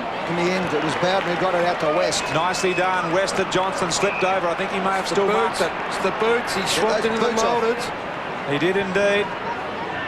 Sold the dummy by hand so he can straighten it up a little bit more. The wind-affected kick, Gary, goes out wide to Darcy. Contained there, though, by the Blues defence. Running in circles, Lappin. Half back, nearing half-time. Still the Blues at the moment by 4 points. Good mark taken, French. He wants to move it quickly, gives it to McCormack, who's been effective in the game. Long ball down to Favola. Over the back of the pack, the diving McKernan is marked. Free kick reversed against Ratton. It's going to Robbins. What that is a Garrett? Play just off the foot. He just pushed him, decked him over. He might have played it up a bit, Robbins, but hey, when your bloke's got the footy there, it is hip and shoulder. You don't do it, you just let them climb on your back when your man's 30 metres out from goal with the ball in their hands. Protected himself. It's the old consistency thing. There was a couple of games I've seen this weekend where ruck throw-ins, they pick up at the most minuscule of contests, and then in a marking contest, the bloke will have his head pulled off and it'll be play on. In the meantime, Darcy takes it, plays on, and kicks a mongrel point. I mean, that was just Brett Ratton protecting himself. One bloke bounced off, and you get robbed of a goal or a shot at goal. Yeah, I think we all agree. You just do not give him an excuse. And he went after him. He didn't have to do that, boys. He wasn't protecting anything there. That's crap. It's nothing. Oh, Exactly. It's a family program. It is. It's very ordinary. Crap. And, you don't want cheats in the game. And if we're going to reward cheats, you're going to get more of them. Garlic. Come on, umpires, lift. Gilby, a lot of friction in the box here today. As ball goes forward to Johnson. Gary not getting his way all the time. Johnson with a long ball forward, not to the advantage of Harris though. Martin is there and very happy to find the boundary line. That kick is also, it's got to go out to the top of the square. There's no quality crumb. The ball bounces to the boundary. There's Brett Ratton on the interchange bench now for the indiscretion. Dogs have kicked 2 goals, 5 to Carlton's 4-3 this quarter, so they've had their chances. Boundary throw in, forward pocket, Darcy. Brown looming is the danger here. French there as well. Held in the tackle. We'll have another ball up, just metres out from the Dogs' goal mouth. I think Dennis Pagan might have agreed with you, Gary. We'll show it again, I'm sure. No, you're right. Brett Ratton didn't have to go after Robbins. So ball up, attacking 50, nearing half-time, just a minute and a half to go.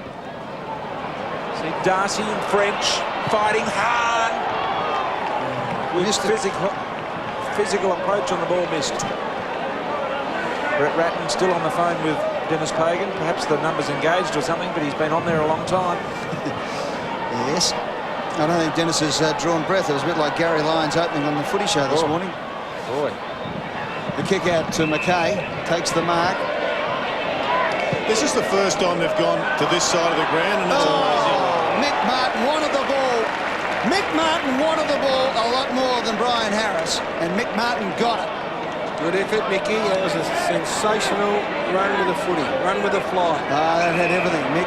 He was done for pace. There's the value of Mick Martin in a one-on-one. For courage, as the ball went forward. Here's a chance now for the Blues. Livingston, can they pinch one inside a minute? Up towards Croft, it sits awkwardly for him. Lappin tried to just get the backhander. He was about half an inch away from getting it over to McKernan. He did it well again. At the Favola, they might manufacture something here, the Blues. They're still mucking around. Blues are a bit more desperate in the last few moments. Got the numbers around the ball, and we'll have a bounce inside 50 with 24 seconds and counting. I would have thought, Brian, this was the way to approach the goal. If you're going to left the screen, if you can, come out to this side and shoot with the wind when you're kicking a goal. Well, boys, to the left of screen, to pretty much half-time, it's 8 goals, 6. To the right of screen, which is protected more by the stands, it's 4-14. McKernan got the tap, looked for the wide-open spaces. Hahn might just do enough to stop a Carlton score. Maybe one last chance for the Bulldogs if it spills here for Brown. McKay did well. Brown did just as well. Goes to Brown, and the umpires pick the free kick out. For what, I don't know. But McKay's going to take it, and that is the first half of football here at Optus Oval. And we're going to be in for a big second half here. It's been scrappy play in the wind. But I tell you what, it is as line ball as you'd like to see. 47-45, inaccuracy on both sides, so neither can really complain about that. Carlton are 6-11-47, Western Bulldogs 6-9-45. It's the Blues by 2 points. Gary, when we return with Gary Lyon and Gerard Healy.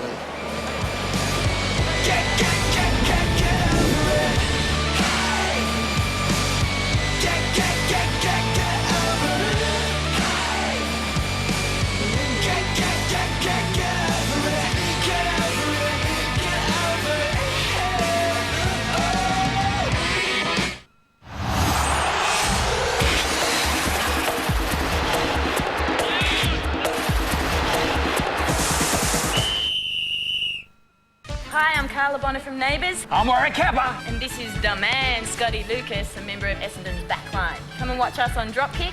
On Fox Footy. The Sin City Slickers take on the Dons. It's Sydney versus Essendon tonight on Dropkick. Meet Janet, She bought a Simpson washing machine and dryer and suddenly found the time to develop a killer backhand. Next door, Teresa bought a Simpson dishwasher and now has time to discuss current affairs. Tanya bought a Simpson oven, and she then had the time to get to know the new neighbour, Tim. Simpson's time-saving features give you more time for life. Simpson, time for life. Let's look back to the good old days of AFL football. That's what we love about grumpy old When men. football clubs were institutions and they didn't have to show a profit. They didn't even have to break even. The club doctor was getting more money than me. I was the last of the non-thinking coaches. That's another, another rule. One fella used to run the whole club. He used to have to take threepence out in tax. The Grumpy Old Men Tell It Like It Was. Every Wednesday on Fox Footy Channel.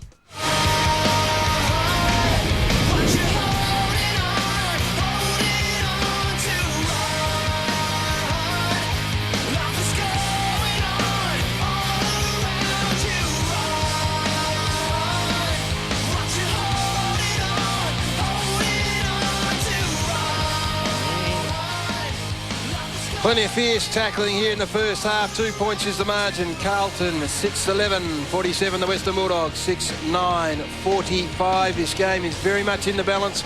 Looks like some inclement weather might be heading our way, Chris Grant. Wouldn't they love to have their skipper in the lineup?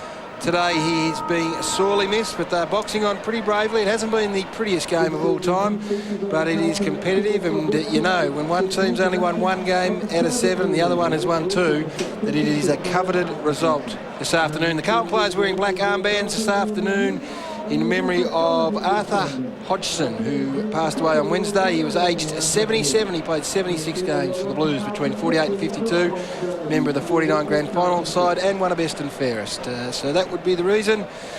Boys, we're going to game to call it, Jared. Well, I think you've got to go for the Blues, Gary. I think that if they can just up their intensity, they've got the overall ability to win this match. Not riding off the Bulldogs in any way, shape or form. They look as if they're getting it all together, bonding and all of the things that you do at half-time. This is a pretty important half for them, though, Brian. If they can manage to scrounge a win here, it would just be an enormous fill-up for the club, who are looking for some positives. Get the place buzzing a little bit, and you know, look, they haven't had a lot of players to choose from the last couple of weeks, and if they can win with this team out in the trap at the moment, then it's going to be a very, very good day for them. Let's go down to Michael Roberts at ground level. But just confirming that Ben Harrison did jar his knee. The doctor, well, I think, yeah, he's starting on the interchange bench, so that's bad luck for Ben. The other one is Justin Murphy, who had a bit of trouble on that outer side, the Richard Pratt stand side, grabbed his elbow, but had a bit of a numb arm there, so he's starting on the ground, which is good news for the boys, the Blues. But standing over near the race, I think you called it, BT. You've got to actually kick to that right-hand goal post, because a lot of the balls are barrelling into the crowd over there, heading straight in, so it's pretty difficult to kick goals on the outer side. Good on you, Robbo. A bit of hairspray needed, son. It's flapping around. Nathan Brown. Breezy down there. It is breezy. Have a look at that. Robbo's got a there couple he games, is. He's fixing it up. Nathan Brown is still the key player, I think. He is the one who stands out as someone that can kick 3 or 4 in a quick hurry. With Luke Darcy hasn't had an impact on this match, and he was All-Australian or in the All-Australian side last year. Hasn't been playing great footy this season. He's got to stand up if the Dogs are going to win. So here we go with our second half of football. The Dogs have an identical forward line. Dimatina bursts through the middle, driving kick to the hot spot. Brown over the back, won't get there. McKay in front, did really well. The ball dropped a little bit short on Brown. He missed his run. Kick now to centre wing for Vola. Let it go for Wiggins. Wiggins thumps the ball forward. Could have almost got a free kick. Lots of Dogs there in defence. Houlihan off and on in the first half. Thread of the handball to Camporelli. Always dangerous. Down to Beaumont McGuinness. Beaumont has beaten him today. And he's gold for his second. Now, Simon Beaumont, he is the player that Nathan Brown should be basing this quarter of footy on, because Brown, doesn't matter where he starts on the full forward line, into this breeze he has to get himself in front at the right time, and he found himself caught short. McKay got the ball, rebounded it, and fell into the hands of Simon Beaumont, who played that into the football of the ground beautifully by getting in front, anticipating the falling ball. That's the message for Brown. Well done to Beaumont. So the Blues have kicked the last 2 goals of the game and now lead by 8 points. The goal coming within the first 43 seconds of this third quarter. Up they go. Neither ruckman had an effective tap. In goes Hahn trying to crash his way through. We'll have another bounce. Brian, I reckon they just need a bigger body in that goal square down there or floating around in the forward line. They've got Johnson. We've got Brian Harris there in the square with Brown. But he's a baby. He's not a big body up against McMahon. He's going to push him out. Well, the trouble is they're probably running out of those big bodies. Okay. And that's why they're going to the likes of Brian Harris and Wade Skipper, who will be very good players in years to come. The big body required was walking around the boundary at a suit at half-time, unfortunately. Chris Grant. So what about Darcy? Take the ruck and push into the goal square. Can you manufacture something along those lines? Not a bad idea. Bit of pushing and shoving going on there. Kudafiti's over the top. But it spills for the Western Bulldogs. The kick from Smith up to the hot spot. Out they come. High flyers required. Good play there by Murphy. Just got the tap on the play. One-on-one duel out here on the half-forward flank position. Smith did well. Takes it to the boundary line. We'll have a throw-in. Good composure from everybody there. Davies, Smith did well. The young fella was Boyd. It's Patrick Bowden. What is going on with that haircut? Is that a slight mohawk happening there? Had a mohawk there. It drew the attention of the coaches down at Bulldogs land 2 weeks ago, Gary. And I'll tell you what, it has been. He's done his best to bleach it out. no one would have looked up in Barclay Street, though, would they? Once again, Nathan Brown, 12 metres behind Andrew McKay. And McKay kicks it out wider still, but the mark has been taken out here by Matthew Boyd in his second game of football. First touch for the game. And it's not a bad touch either. It was up towards Hahn. It was almost intercepted by McGuinness, but Hahn's picked it up, thumps it forward up to the goal square. This could go through for a goal. It is. No, it's a point just offline. Just having a look at Kuda. He's fantastic running in a straight line, but he's got the turning circle of the proverbial Queen Mary at the moment, and Mitch Hahn is working off him on the way back. Mitch Hahn's good opportunities have resulted in 3 behinds. Yeah. He's not the most polished by boot, Mitch Hahn. He's got a massive heart and has a crack, but just lets himself down with his kicking. No, that's his go. He wins the hard ball and he'll polish up the other parts down the track, you would think. Ratton, Spawn, Darcy, now Kudafidis. Little part throw there, missed by the umpire. Ratton advanced it forward. McGuinness wins a one-on-one duel with Beaumont. Power, back to McGuinness. Unable to grab the ball. Comes out French to Kudafidis. Can the Blues do something up the forward 50 this time? And McKernan stretches and marks. Croft appealing for a free kick. Don't think it was there, Matty. As the kick goes long, Favola and Murphy. No winner in the end. It's an interesting matchup, isn't it? They've gone with Robert Murphy with Favola about halfway through the second quarter. Now he's giving away inches and kilograms, but they've got a lot of faith in him. Why wouldn't you? He's such a talented kid. They've got to have somebody play above their size. At both ends of the ground, it would appear. From the throw-in, the undersized Bulldogs are tenacious at the moment. They're hanging in there. 7 points of difference. Could have done more with that kick, though, I think, Corey McKernan. Just needed to wait, didn't have to rush it in. Just having a look at the average disposals there, Gary. And it's staggering. The Bulldogs are ranked number 1 and the Carlton are ranked 16. So it's all about effectiveness. Right now, the Blues are in front by 7 points. All up in front of the Robert Heatley stand-in. McCormick crashed through, did well, but Robbins beat the tackle, then took them all on. Got his kick under pressure. It was a good kick as well. It comes out to Gian Siracusa. Around the corner was magnificent. Hahn had Murphy on the overlap. And Smith as well. He's doing a fair job on Kuda. Hahn now holding up. Goes out wide to Darcy. Darcy back up the corridor. Hahn kept running, which is good football. This is the important kick. Brown got out. He was 15 metres clear of McKay. The kick was a shocker, though. And over the line it goes. And that was a wasted opportunity for the Bulldogs going forward because Brown did everything right. I don't think Mitch Hahn wanted to kick it. He did his best to handball it, gave it off to Darcy, and then, unfortunately for him, found it again. That's a free kick. And it's going the way of Darcy in the back. So Darcy plays on straight away. Umpire's going to call him back to kick over the mark. You saw the way that ball held up. It's a massive wind out there. Really, the players need to keep the ball lowish or as low as they possibly can when they're kicking almost directly into it as Darcy is now. And Jared, you've got to kick through the ball, not this round the corner business as Darcy's kick showed. That one with his head over the ball had a lot more purchase on it. Well done, great play by Camperelli. Around the body went the kick from Johnson. to no effect, though. It's kept in by Lappin, and the Blues can run it out. Lappin went one way, and then he said, no, I'll bring it back to this side of the ground because that's the attacking side. McCormack, not quite polished in the disposal stakes. McMahon and Koutafidis, the young and the old. McMahon, Johnson, hemmed on the boundary line, didn't panic. Gave it off to McMahon again on his non-preferred right side, but the kick is good and finds Garlick on the lead. He's got Brown open now. The kick's there. Brown marks on the slide. Well, it was a shocking kick from... Well, it wasn't a shocking kick from McCormack, but what it did do was it exposed Cooter's genuine lack of pace at the present time. June Syracuse ran straight past him. He snaffled it, and now the Bulldogs have got a relatively easy shot at goal if such a thing exists in today's performance. I reckon Cooter's got to go forward, Gary. He just hasn't got the mobility around the ground. He looked to be battling, that's for sure. No easy shots at goal here today, Jared, with the win. He's taking his time, Nathan Brown. Now, I've watched him carefully the last few minutes. He's made a few blues, but he's also been in space probably on 4 occasions, and this is the first time they've found him. So the message for him, persevere, and it will come, I reckon. And he hasn't blamed others, Gary.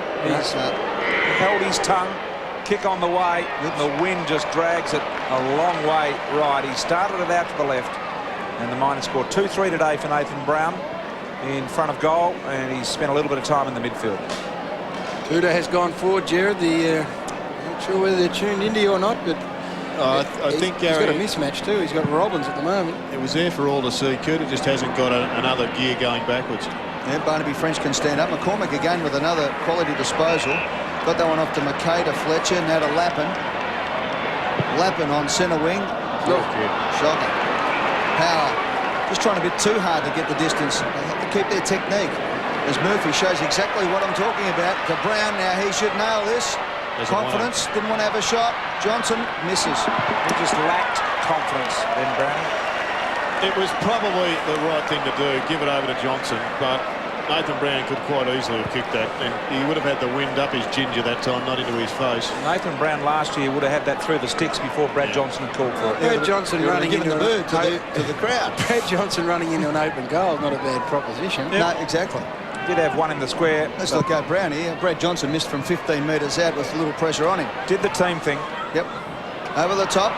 They've got it up there, the Bulldogs, anyway. It's 5 points of difference. This game is wide open as West starting to get amongst it. Gets it over to Smith, some of the big names. Smith goes wide. That kick was an absolute shocker. Out towards the wing position eventually. By the time Bowden picks it up, everyone's manned up. Bowden gets the handball inside. The long kick in from McGuinness. No, he went short in the end, and that was good. And Garlick says, I'll take this one. Get out of the way. They are lining up inside forward 50 at the moment. I'm not sure whether Carlton are off the bit or they're being too attacking, but they've got multiple options forward, the Western Bulldogs.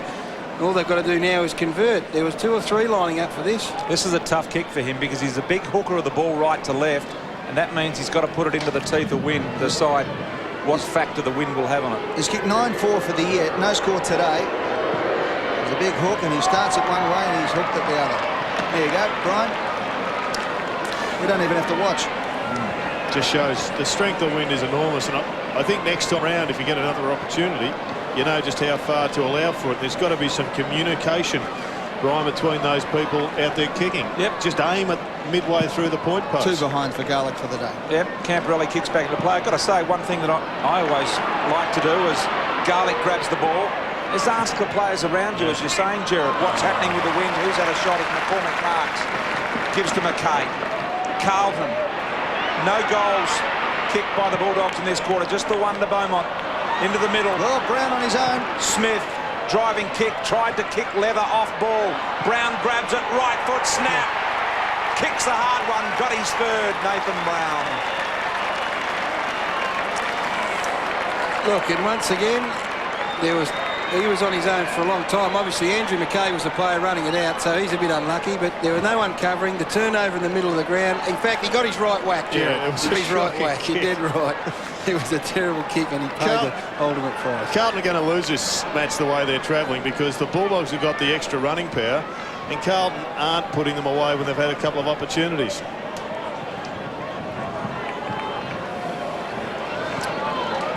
So Nathan Brown, the mercurial one, has worked very hard this quarter, and for everything being said and done, he's kicked the last 3 Bulldogs goals.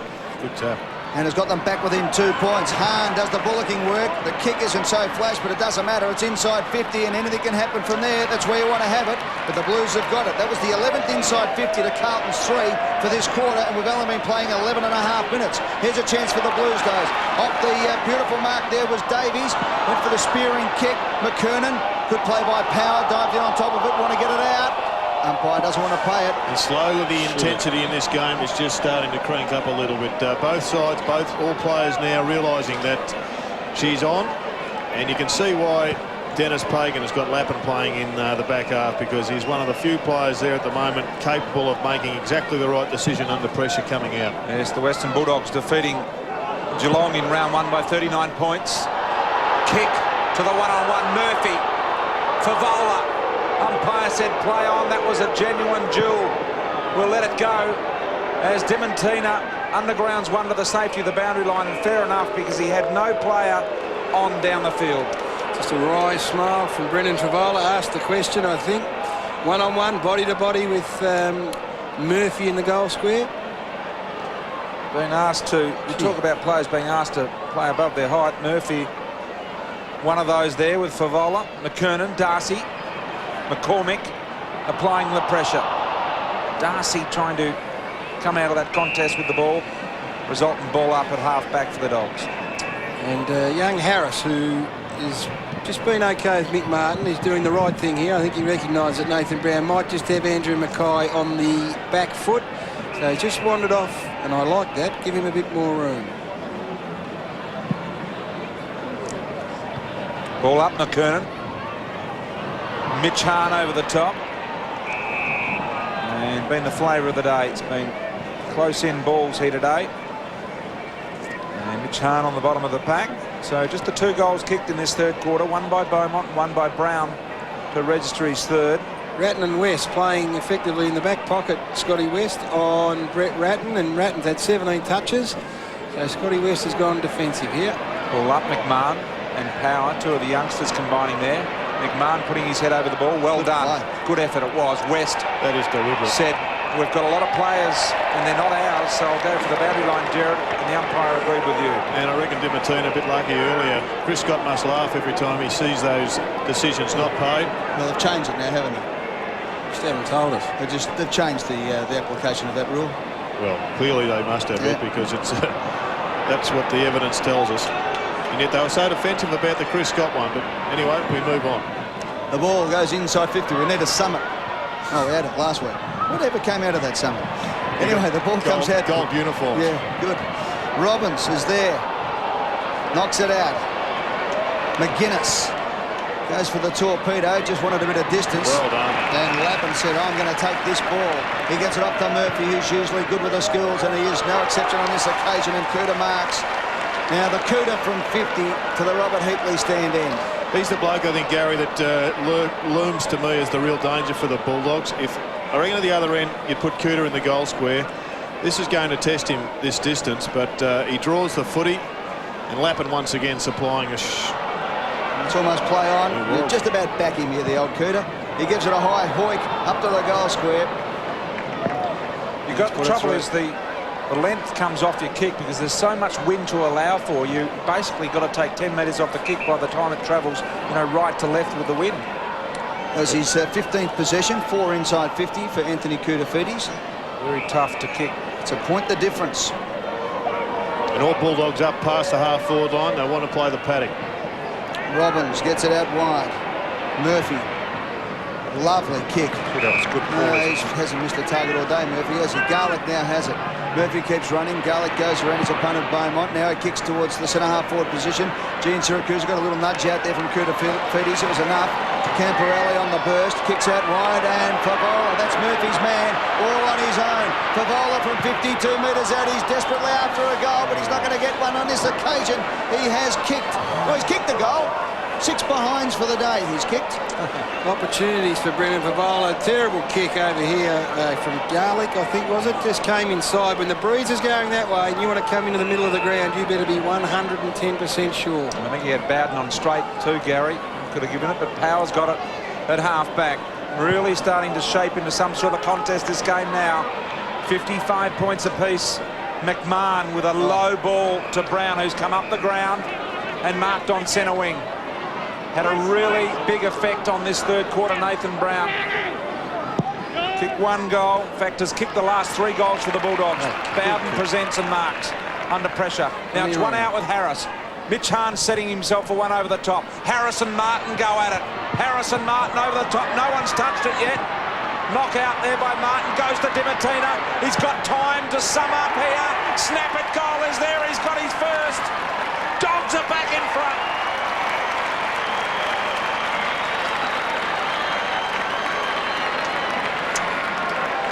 Well, it was good play by the Bulldogs. They exposed the lack of mobility of Mick Martin and Anthony Koutafidis. You see this here, it's Dimatina just spinning it round for a goal. Must have been a close thing because all the Blues remonstrated, but I reckon the goal umpire had it pinged. Have a look at Mick. It needed to go over the boundary line, then Kouta, he couldn't get back onto it. Little tap there, and it wasn't all that flash. So the goal to Dimatina. And the Bulldogs are back in front by a goal. Real arm wrestle here. McKernan, was it French in there? McKernan it was who got the tap out. Good play there by Smith. Camporelli head over the ball, did it well. Got the handball out to McKay. The old firm combining for the Blues. McKay's kick is all important as he runs to 60 and chips it over the top of his intended target. And Andrew McKay's disposal today has really let him down. And that one was straight over the line and out of bounds.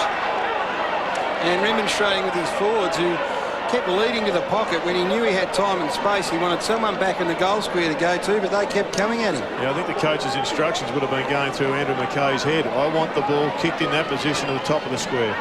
3 clingers to Andrew McKay so far. And the situation with that one, Eddie, is that the players leading are the eyes of the men with the footy. And if they don't have to lead, if there's no pressure. So really they should have just said, keep coming, we're not going to move, running deep into defence. As we see Luke Darcy go down to the goal square. And I reckon his man McKernan may not have the mobility once again to go with Darcy at ground level. There's absolute shepherding left, right and centre going on in the ruck work here. Koutafidis shepherded out, allowed McCormick to come through, and a bit of poetic justice, he put it out in the full. So West has now got the ball at half-back flank. Dangerous kick, that one. Croft. He's got a couple of assisting players there. One of them is Power. Handball over the top was beautiful vision. It was magnificent stuff. Just get it to McInnes, to Hahn, to Hahn, to Hahn. He wants to give it off. That's why. What happened there? They butchered that. Darcy down on his own. Now Houlihan's holding it up because there's no one to kick to. Favola kept running. That's opened things up. Blues have got no one inside the paddock. Now the charge of the Light Brigade. Fletcher's going to get there, will he? No, he won't. Power went to ground, needs to keep the feet, but the ball goes over the line and out of bounds. I reckon if you're Robert Murphy or one of those Rowan Smith, Mitch Hahn gets the footy, you're going to break the land speed record to get over to him to get it off him. He just should not kick Mitch Hahn. I reckon the wind has picked up and favoured slightly to the end of which the Bulldogs are kicking as well, and they're only a goal in front. And I think we pointed out just before half-time that most of the scoring had been done at that end, so they need to get going. Free kick, too high, will go to Dimatina. Is it the wind though? But we know the ball is being held up that end. I mean, it's very strange. It's not really. It's a scoring end, Gary. It is, but the wind's not favouring. We've seen the ball drop short there all day. It's changed a little, I thought, but you could be right because McKernan's on his own. You normally are as they go forward. Johnson. Been a big day for Gary today. Kick down to Harris. McKay. Well, that's the wow, what will the umpire do here? He's under you. Garlick made sure that he chatted to the umpire about that. And Brian Harris will line up from the boundary line about 35 metres out. Tough kick, very tough kick. It's a tough rule, that. Oh, what's he supposed to do? Tap it back into this corridor? Well, he could have taken possession and tried to work it along the line. I guess that's the really harsh interpretation. Now, he needs to hit a target here. Grabs the ball's tackle. I don't reckon it's worth shooting for goal from unless you kick it. Kicks across the face, which was always going to be pretty hard. And Mick Martin marks in the last line of defence. So Mickey Martin brings the ball out. It might come straight back in. Well done, McKernan. Well done, McKernan. Sensationally done, McKernan. Beat 2 of them and then gave it off to Fletcher. Fletcher now looks up. Kicks to the centre half forward position. Favola. Well, he really owes him at the moment, Brendan Favola. had plenty of it, but he's kicked 6 behinds, and Murphy beats him when the ball goes to ground. 2-on-1 situation here for the Bulldogs. Power can get it out to Smith. Smith went over the top. Power dived in again. He's got to knock it out. Great play, Houlihan. Sensational play, Houlihan, as the cavalry arrives in the shape of Davies. They get it out the lap, and this could be a game-defining play. Lucky bounce required. It sends up with Murphy. Murphy, usually a good disposal of the ball. Put McGuinness under all sorts of pressure.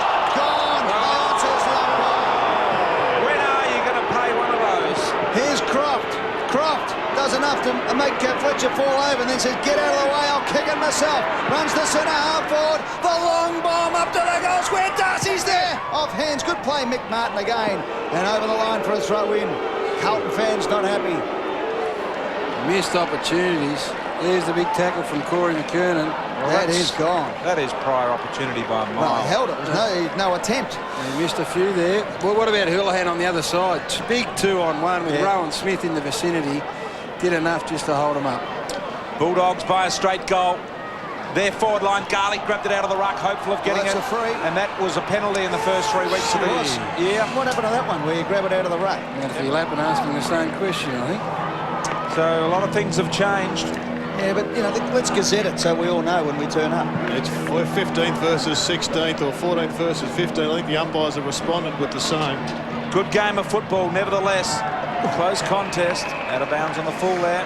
Up at the other end of the ground, Gary, I reckon Robert Murphy's got inside of Brendan Favola's head, and Favola's trying to play him at ground level rather than using his bulk and pushing him out. And Murphy's going to kill him every time. He's not going to chop his head off. He's going to give him 1,000 little nicks, and he's going to bleed to death. It's just edging him under the footy beautiful. The size difference is 188 to 184 centimetres and 95 kilos to 81 kilos. Ratton looked to get something high there.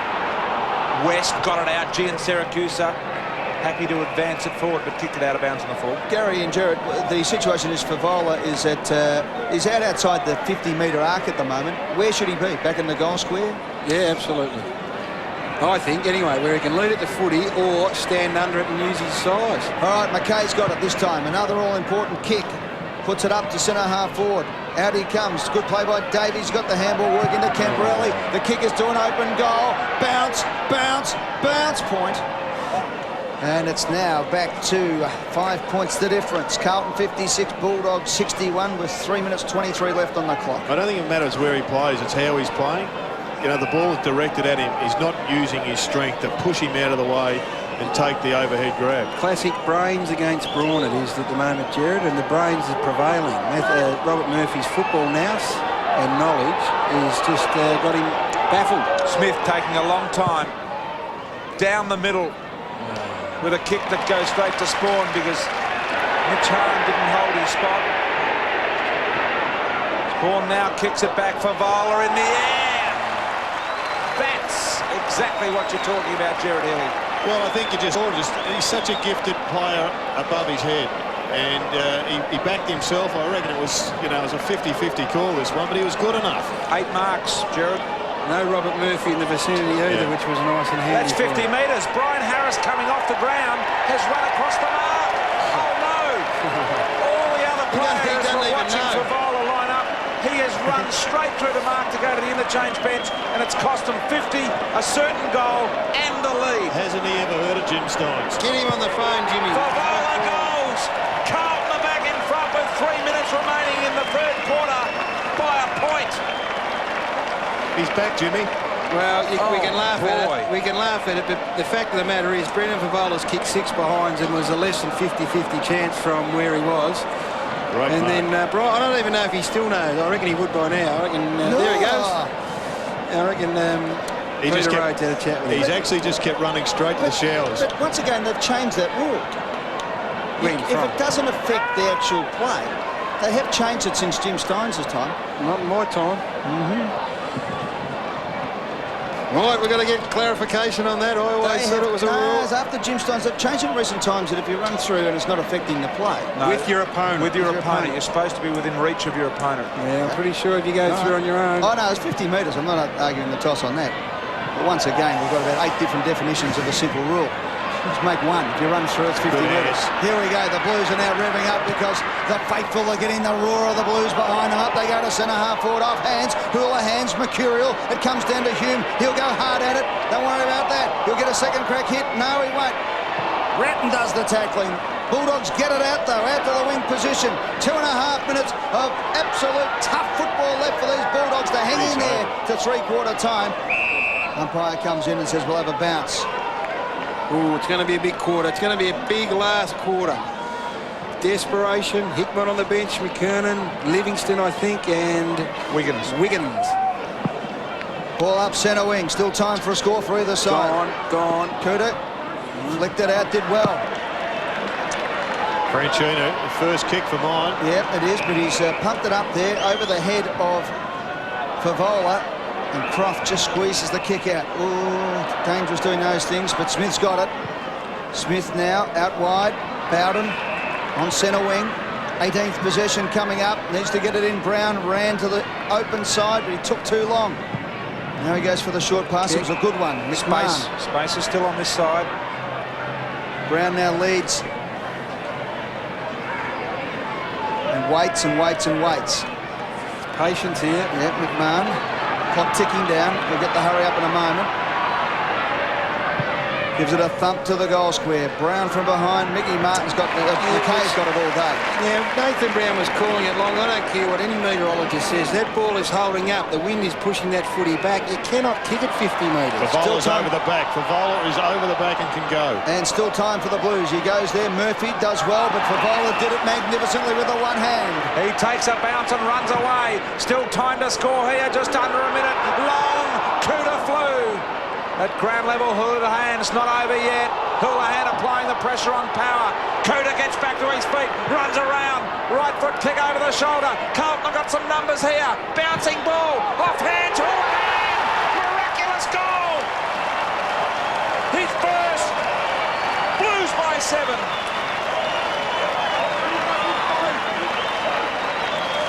Well, it was a battle. It was a battle. The Kuda flew. Is this SARS related? I hope not. But look, it was great to see Kuda go for it. Surprised he didn't take the mark, but nevertheless, this was Houlihan doing what he has to do and continues to do under the Dennis Pagan leadership. He's just in and under, creating goals. How he got that out, no one knows. Leggy got him home. So the Blues kick 2 goals in a couple of minutes and are out to a 7-point lead with 30 seconds left on the clock. Took it from one end to the other. Bulldogs needed to either score or at least lock it in their forward 50. They get another chance. Can they do it? Smith thumps it long. Time clock ticking. Garlick has to get it and does. Simon Garlick does it beautifully, then plays on. Runs to the open goal from 30 metres out. They need it and he kicks it. He's provided it. What a last minute and a half of this quarter. Oh, it's a point the difference. And it all goes back to Franchina. He's going to get dragged for this because he was put onto the ground to go onto Scott West, onto Smith. Rowan Smith goes to one side of the centre square, gets the ball, bombs it in long, and Franchina, he just hasn't followed instructions. And that is the worst looking goal you've ever seen, but it probably feels the best. Played in front, Simon Garlick. There's the lesson for the rest of his forwards. Played in front, ball drops short, he kicks a goal. And there's Anthony Franchina, Jared, for that very reason that you've they put alluded to. They have put Wiggins onto him for the same thing, and he's off again. 5 seconds. Got to be a quick kick out of the middle. There will be no further score, you would think, from now. And it'll be a 1-point ball game at three-quarter time. I tell you what, good quarter of football. 3 goals apiece in that quarter. The 1-goal difference is in favour of the Blues at three-quarter time. And we saw, as Jared mentioned, the intensity lifted, the quality of football lifted a little as well, and all of a sudden we've got a game on our hands. So at three-quarter time, it is the Blues by 1 point, 9-14-68 to the Western Bulldogs, 9-13-67.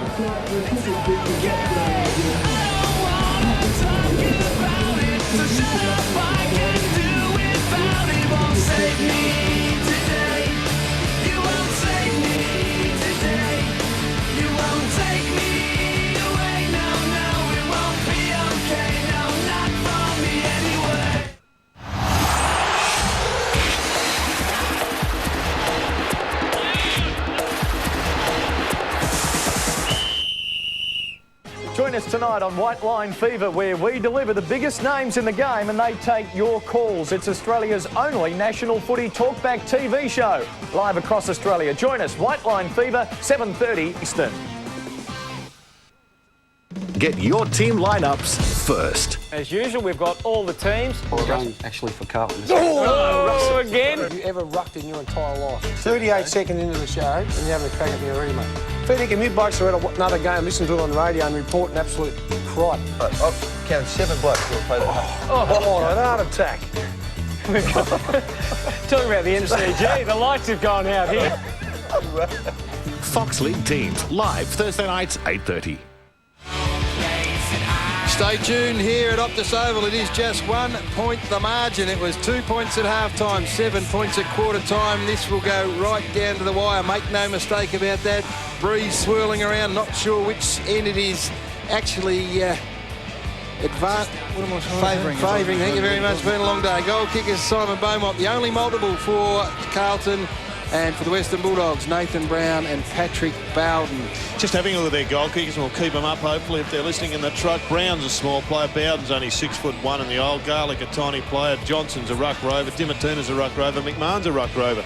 They've done pretty well, the Bulldogs, to get themselves into a winning position, given that they haven't got a key tool. There's a good look at the wind, and the flags are showing that it is blowing directly away from the camera, if you like, to the outer side of the ground and favouring no particular end. But you know, I guess from a footballer's point of view, you certainly feel that it's attacking the left of screen. It does look like that, Brian, when you look at the flags like directly across, but the amount of footy that it holds up when it actually gets probably 30 metres out from goal. But I think the thing with it is kicking to the left of the screen while it's holding up. It's not pushing it offline as much as it is at the other end. And at the other end of the ground, if you get the ball within 40 or 50 metres or 40 metres of the Carlton Social Club stand, you're going to get protection.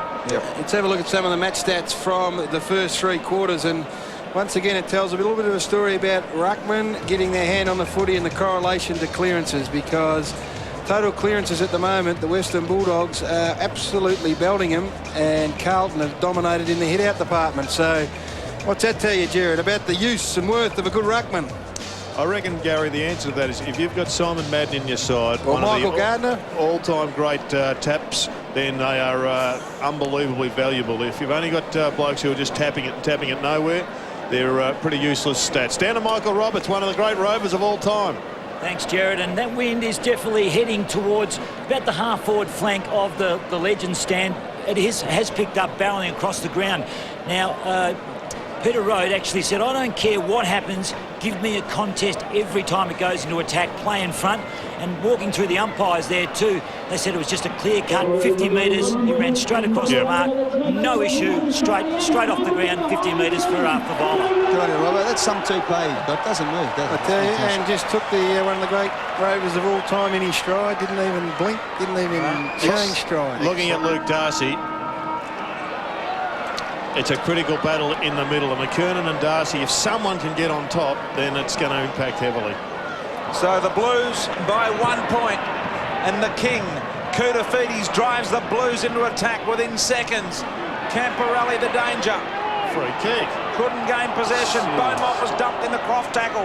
Power there, head over the ball. Has to knock it out, or it will be pinged in and under there. Surely, Hickmott got a knock early in the game. Thus the bandage around the head. And a fierce opening to this third quarter. Gary, you just saw the question you asked. Darcy hit the ball straight to Koutafidis meters, and it is now in the Carlton goal square. How Camporelli didn't get a free kick is beyond me. Ball up. McKernan gets the tap, hit it to the right spot. Beaumont squeezed the kick out. No 15. Umpire calls play on. Robbins wanted it, flicked it out. This is vital. Gene Siracusa gets it out. McGuinness, they go around in circles to West. He wanted to get the handball away, but he ended up going for the kick. That was a beauty. Right down McMahon's throat. Away go the Bulldogs now to Murphy. Murphy's kick, normally pretty good. It was on that occasion too. Garlick over the top to Smith, to Gene Siracusa, who was in the goal square a minute ago, and now he's absolutely going to run all the way up here. He can have a shot. He can put the ball in the other goal square if he likes. Now he goes to Dimatina, who ran through but missed it. It was an ordinary kick in the end, and on the rebound it's Camporelli for the Blues, who sets up Houlihan. A dangerous Houlihan from 60 out, kicked up Beaumont, and Beaumont is marked in the spot where you'd want to be kicking a goal from at this end, directly in front, 35 out. This is no certainty. It's fair to say this is no certainty, but he should never be having a shot. The Bulldogs should have a goal on the board because they had total control there, Gary. Yeah, it's a shocking turnover from Gene Siracusa, but he showed in the second quarter that he understands this wind. He brought one back from left to right beautifully, so I'm backing him from here, Jared. 2 goals won for Beaumont today to put Carlton 7 points up. This time he's allowed not enough because the ball is dragged a little further than he thought, and a 2-point advantage for the Blues. No wonder Mr. Packer's got the money, boys. We haven't had a bet all day that's got up. No, you're dead right. I would have thought that he would have read that beautifully. It's 11 goals, 11 to the left of screen, 7-17 to the right of screen in the game so far. Symptomatic of Carlton's match. They've had so many chances, and yet they haven't got a winning score on the board. It's the Blues by 2, and Smith thumps it long to a one-on-one contest. It was a beauty, almost a mark. No, says the umpire. He's going to come straight back, Camporelli. And Hickmon has got the set. Flying from behind, he almost held it. Houlihan! Smother! Oh, power! And then conceded behind when he actually had a bit more time, but he did the job. 3 points the difference now at Optus Oval. Carlton a 9-16-70. Bulldogs a 9-13-67.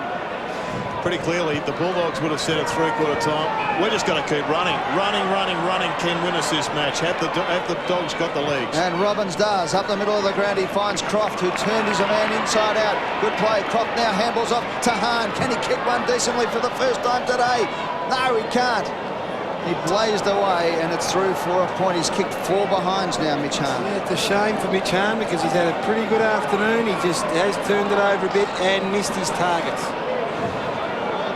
Murphy, 2-point advantage Blues. Kicking to the scoring end, if you like, or the favoured end. Ball is long. They fly. McCormick had an influence on the game early. McKay almost run down. He was a good shepherd indeed. Ball out wide, but Robbins wins it. He'll drive this long. Brown's got the sit over the top of Martin. He'll push and nudge into him. At the back of the pack, Brown will gather the ball and give it off to Jan Siracusa. Goes with a left foot snap, and he's now got goal number 4. Brown has kicked 4. Bulldogs back in front. Oh, he needed to kick it. There were 3 Bulldogs in the square. Well, I tell you what, just a little nudge there. Actually held out Mickey Martin. And he did the right thing on this occasion. Last time he gave it to Brad Johnson running into goal, he missed it, so he said, right, I better have a crack myself. And you need to give him plenty of room and space down there. He will give you the opportunity to score another 2 goals, I reckon. So the Bulldogs have kicked the last 2 goals of the game to hit the front by 4 points, and Nathan Brown has got 4. Been outstanding in the second half. Mitch Hahn has really had a crack in the midfield as well. Played a lot of the game on Koutafidis. 10 changes of lead in this game so far. Been a thrilling game of footy. Kernan taking the centre bounce now, pushing forward. So did a bit of readjustment in the back half for the Western Bulldog defenders. Yep, and Favola going to the true centre half forward position. Umpire's bounce a bit sideways, slapped forward by Ratton. Hahn gets away. Handball over the top. No, the disposal's let him down because Ratton has picked it off and kicked at Davies. Davies has got a good kick on him too. He gets on the left boot. That wasn't his best effort, but it might come off because Houlihan's there. Sport by Beaumont in the end. Hickmon thrown to the ground, and the Blues needed a bit of torque. Big let off there. Well, that's the 3rd for the quarter.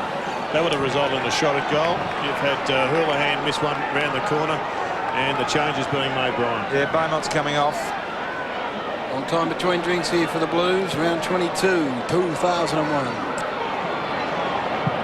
Kick around the body.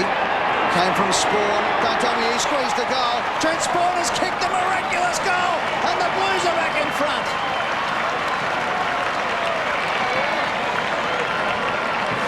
Well, that was reminiscent of Andrew Embley yesterday. Just banged it on the boot. Numbers everywhere. Oh, geez, the wind got it late, but once again, a ruckman just not having any impact on a stoppage. Yeah, taken out of the ruck by a smaller Carlton player. Yep. And fortunate that he wasn't held up. Would have been a free kick, we think. We're not sure. We're waiting for just advice on that, but good goal. Carlton bite back. 2-point advantage. Plenty of time left in this game. Ratton, Koutafidis, the extraction complete with a Camporelli. Camporelli from the point of the square. Centering ball, Lappin looking dangerous. Fly over the top mark. Hickmott. Hickmott has taken the juggling mark. Directly in front, 25 out. Once again, I thought it was a gamble to go long, but it has paid off because Hickmott has been able to take the grab. But Camporelli had plenty of runners inside. I'll give you a chance to double or nothing, Gary. You back him in. Oh, yes, I'll be backing him from here. And that was a questionable mark. He's only 25 metres out and he is directly in front. Kick on the way, it's there, he likes it. Got two now, Hickmott. Blues extend the lead to 8 points. Oh, hello. Hang on. We're just waiting. I think it's all clear. What could this meeting be about? Is it touched off the line? It could have been touched. Touched off the mark. Good look from Adrian Hickmott. All clear to go. Wait for the roar.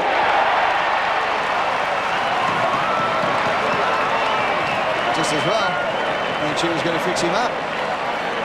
Well, that was the decision. You're right, Jared. It was a bit strange. I think the umpire, let's have a look. He might have got a flag in the mush. No doubt in his mind it went through the goals. So the only query. That's the query. What was the query? Goal all the way. Goal all the way. So the Blues are going nicely. So the Blues slam on 2 goals on the trot and lead now by that margin of 8 points. Big centre break for the Bulldogs. They have to get it out. Darcy to Dimartina, but it was intercepted now. West gets it out to Dimartina, just trying a bit of space. Gets the handball going. Not further afield. West is in there again. Hume over the top of it, does it well. Have a bounce at centre-half forward position. He has done one of the better nullifying jobs on Scott West today that I've seen for a long time. Yeah. And West has been in great form, Jared, which makes the job even more difficult, and the reason he probably got the job in the first place, because West has been outstanding this year for the Dogs. Darcy's kick was smothered, then he had another go at it. Dimartina, his Aristoteran Lygon Street. He'll have mixed feelings if he wins tonight. He'll have no clients, but he'll have the 4 points. As Robbins kicks it out in front of Brown, the mercurial one. Well, he was pushed in the back. First to recover was Brown. He got the handball out. Here's a chance for Garlick. Garlick runs into the open goal. Now he squares it up beautifully. And the mark's been taken by Gilby. Lindsay Gilby, the chance of a lifetime to get the Bulldogs right back in this game. Still plenty of time. Great play here by Brown. Have a look at that. Just had to squeeze the handball out. It was more of a throw than a handball, though. It's a beautiful non-handball, but that's a good decision from Garlick. It was always going to be difficult. Got it the right spot. Gilby comes in and kicks the goal. It's 2 points the difference.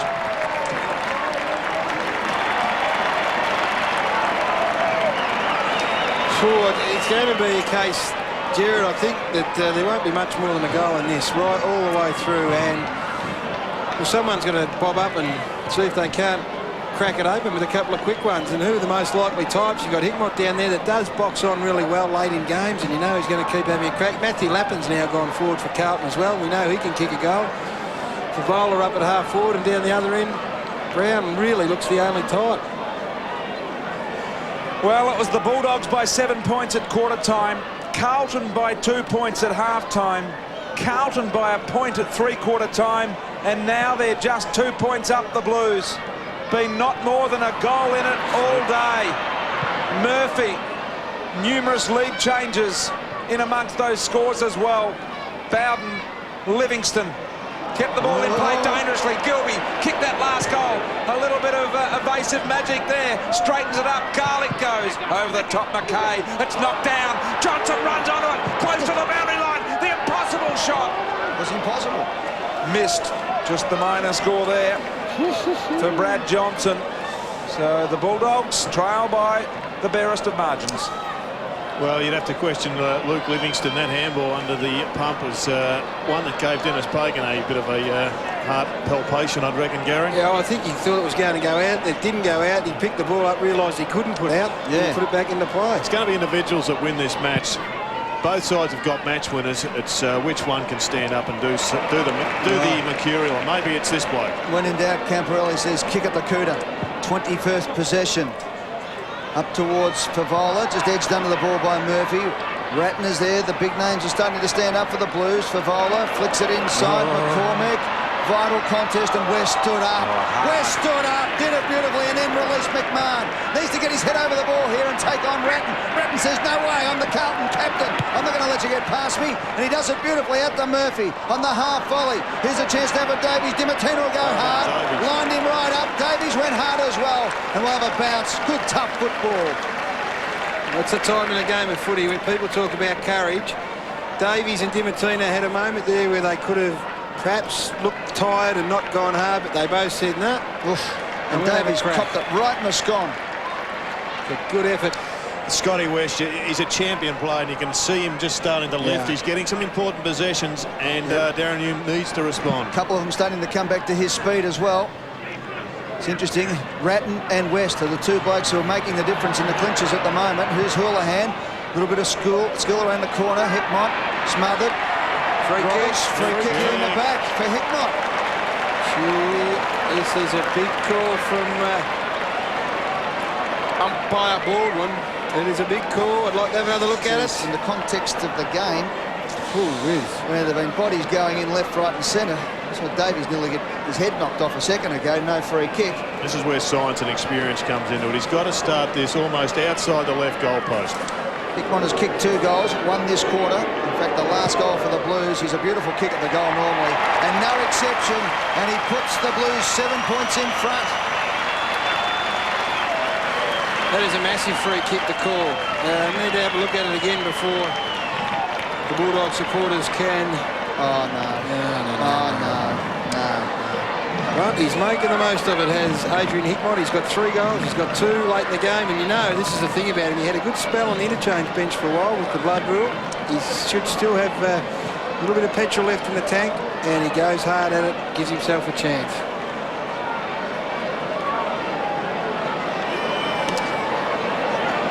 Replay of the free kick. Brian, how'd you see it? No, not there. Just a one-on-one contest with very little help. Carlton have kicked 4 goals from free kicks today. Hickmott's got 2 goals in this all-important last quarter, and he's come to life. Brown's put himself into the middle of the ground. Immediate dividends as he kicks to half-forward Livingston. A funny sort of old punch at it. McKay, he'll be steady. Handball to Camporelli. Went and got it. Last night. Kudafiti's coming to life.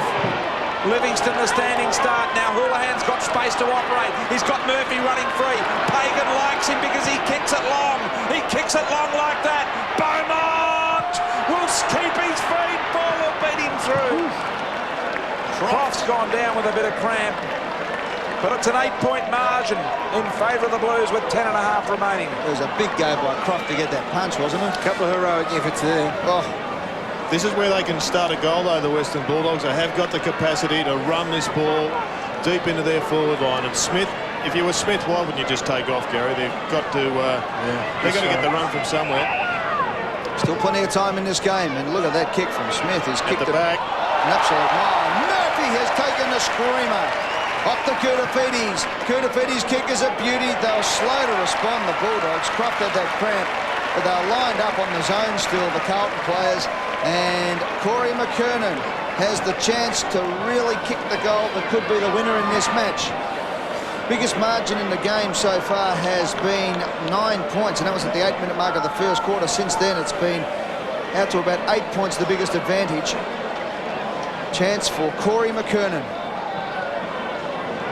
to make the difference. 14 points from 51 metres. The kick is on its way. And Big Corey kicks his second, and the Blues could break their home ground hoodoo. It definitely seemed to be the case as Barb, with a tear in her eye there, sitting in the grandstand. It does appear that the conditions have dropped off a little bit.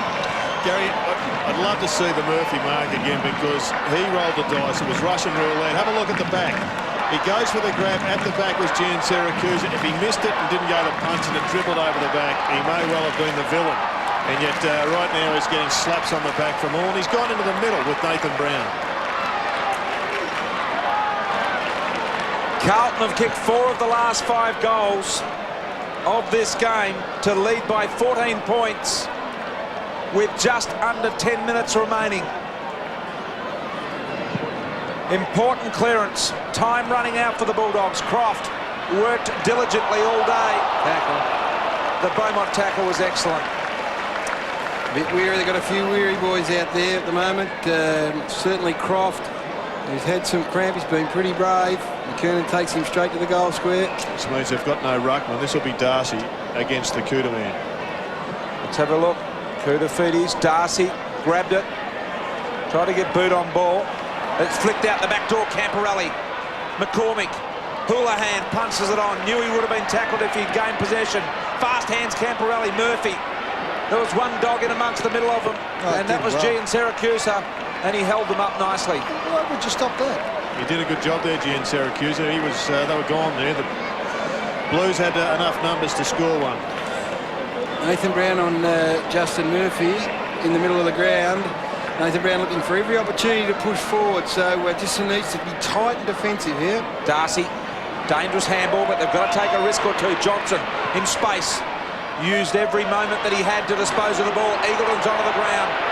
Can he make a difference up forward? Fletcher won that ball.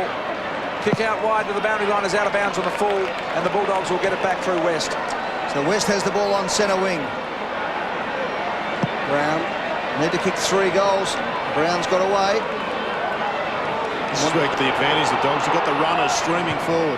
Beautiful play by Brown, opened it up. The kick was a floater. Here's a chance for Eagleton. Tries to press through. Handballs, opens it up. Harris couldn't pick it up. Maybe should have gone the soccer goal. Has another kick. No 15. Play on. Oh, fell over.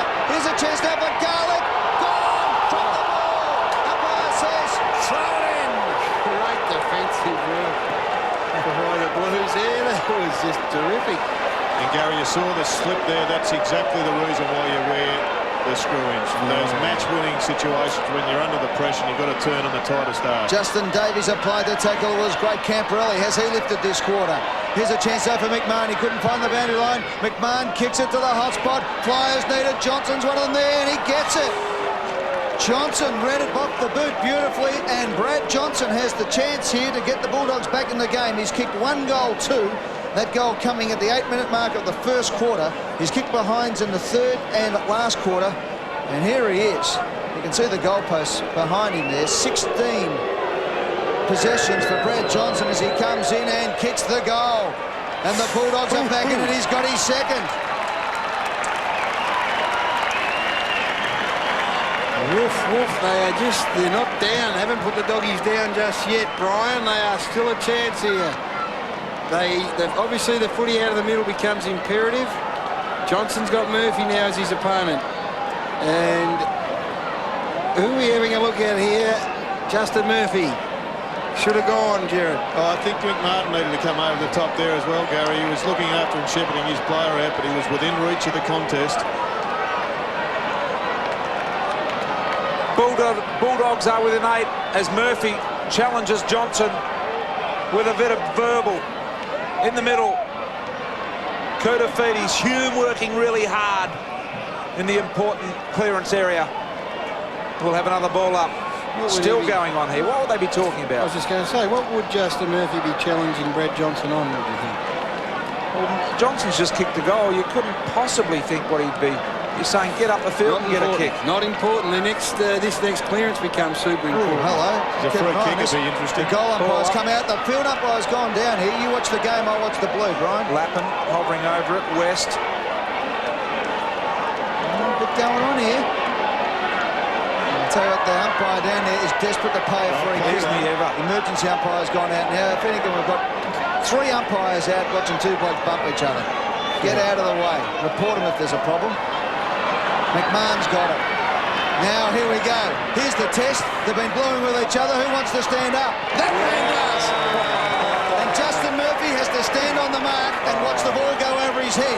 Oh, this could be very embarrassing if it goes through. Well, this is the kick to give the Bulldogs any chance of winning the game. 21 minutes are gone. Look at Johnson. Look at him. He was determined, and he took the mark. He's well within distance. He's 40 metres out. The angle's pretty tight. His 17th possession. He's kicked 2 goals too. The kick is on its way. And I think he has kicked... points. Back at the last takeaway that resulted in that shot, Brett Ratton goes up and punches the ball. They didn't have a ruckman, or in fact Cooter didn't get near the ball. Brett Ratton, you'd reckon, would be on the end of the punch. 7-point advantage. The kick back into the Blues went straight to Darcy. Too far out there. Now they've got 3 numbers there. Kick it long and kick it in a hurry. Here comes Harris. He's got a leap. Watch him. Couldn't mark. Gian Syracuse to Dimatina, who can kick goals. Dimatina wheels back, long board, the goal! Got 2! They are within a point, the Bulldogs, with lots of time. I wouldn't be over-celebrating it if I was Paul Dimatina. It was a terrific goal, but there's much work still to be done. 6 minutes on the clock, a point the difference. It was never going to be more than a point in it. That is a great jump from the young man, Daniel Harris, and it creates a spill. You've got to jump at the footy aggressively. Give a contest. No uncontested marks in your forward line, because this is what eventuates. And Dimatina, that was a special finish. Big centre clearance here. Murphy still going at it. The last time these two teams met was at Telstra Dome, round 21 last year. Carlton won by 2 points. We've got 6 minutes and 1 second left on the clock. It's Carlton by 1 point. Dimatina off the ground, Ed. Hume grabs the ball, thrown to the ground by West. There'll be no easy possessions in the last 5 minutes and 55 seconds of this game. Rowan Smith's gone into the goal square. Talk about talent. They've got Johnson, Smith and Brown all in the goal square. Well, they've decided Peter Road, he's going to win this game by brilliance. Get it up forward. Darcy slaps it forward. A chance now for the Carlton side. Camporelli's been good out to Ratton. Ratton get to Kouta-Fettis, but they have got them backwards anyway, the Bulldogs. Around the body, a blind kick from Ratton up towards a half-forward position. Hume will go hard. He does. He knocks it forward to McCormick. 55 out. He goes around the body to Headmont, who drops the mark. Hume made up ground. Houlihan kicks and kicks a goal. Give the one to Hume for the assist. Houlihan gets the goal. Darren Hume, I think I heard you say yesterday that Jared Malloy can influence the game without getting too much of the footy. Well, Darren Hume today has only had 10 possessions. He's had 1 mark.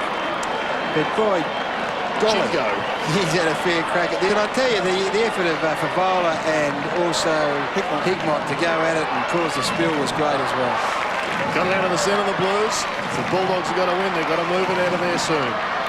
It's been a combined total of 9 goals kicked in this electric last quarter, and the Blues are up by 7 points. Peter Road on the phone issuing final instructions, because we've got 5 minutes remaining in the game. West from behind. Boyd, the tackle. Crofts it up. Ratton goes forward with the ball. Bowman on the lead. Hickmott there. Croft working hard, but Hickmott throws himself on it. Croft happy to see it over the boundary. Wow, what a game. There's the Carlton box. 28 possessions to Brett Ratton. I'd suggest that is a game high. He has been sensational. And Camporelli has been excellent this quarter as well. He's had 6 for the quarter, Camporelli. Throw in inside 50. Ratton 6 for the quarter. Ratton's had 10. 6 for Camporelli, 10 for Ratton in this quarter, playing 25 minutes. And in and under ones, Eddie. Well, there he is again. It's in the balance, so we're going back 20 years before the Western Bulldogs are staring down a 7-game losing streak.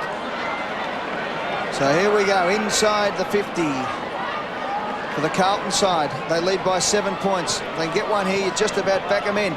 Darcy hits it though, as good as a kick. Look at this, Rowan Smith grabbed without the ball. Umpire didn't pay it. Harris goes up and takes the mark. Gives it back, off to Gian Syracuse. Brown's got away and has got it. 48 out. Wanted to take off, looking forward. Johnson trying to break away from Murphy. Now the lead's on, now the kick is on, and gets it. Great play, and was surfed into the square there. Is he going to be 50? Surfed into the back. I was looking, would he go back to the square? No. It was an amazing piece of play at the last bounce. Everybody said, get out of the way. Darcy was going to hit it to Rowan Smith, who was some 20 metres away. It wasn't the best of punches, but it still came off, and Smith ended up with a footy. Bowden and Dimatina come on for the Bulldogs as Johnson, who has kicked 2 goals, 3, lines up. He's kicked 1 goal, 2 this quarter. Must kick this goal and has floated it through for a goal. He's got it. He's got it. Kicks his 3rd. Oh, we're back to a point the difference. Well, it all goes back, I reckon, to Luke Darcy and Rowan Smith and everyone around it was really smart football. They cleared the space, they took the punt, and they got away with it. Johnson, you never, ever intimidate a champion, and that's what Johnson is. You never, ever intimidate him because eventually they'll stick it right up you. I'm not sure he would have been too intimidated, to be honest, by Justin Murphy. Yeah. It's all about respect, and that's how you go about gathering it. Antagonise rather than intimidate. That's the word. Look at Brad Johnson just having a quiet word there to Murphy. Wow, what a contest. They have been verbaling each other all quarter.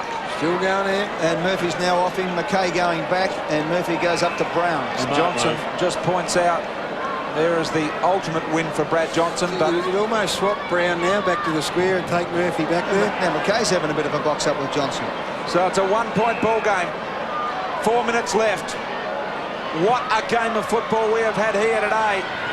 The punch by Hahn. Garlic in there, hard at it. Cooters in around the ball. Camporelli's there. All the big guns are waiting to pounce. Next goal wins, I reckon.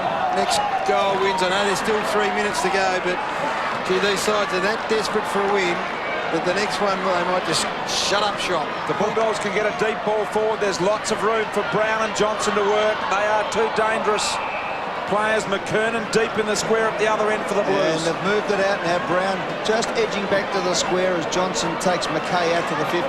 Well, McKay's the more experienced defender than Murphy. Would be more comfortable back there, so that's a good move. Brown should just go back a little bit more.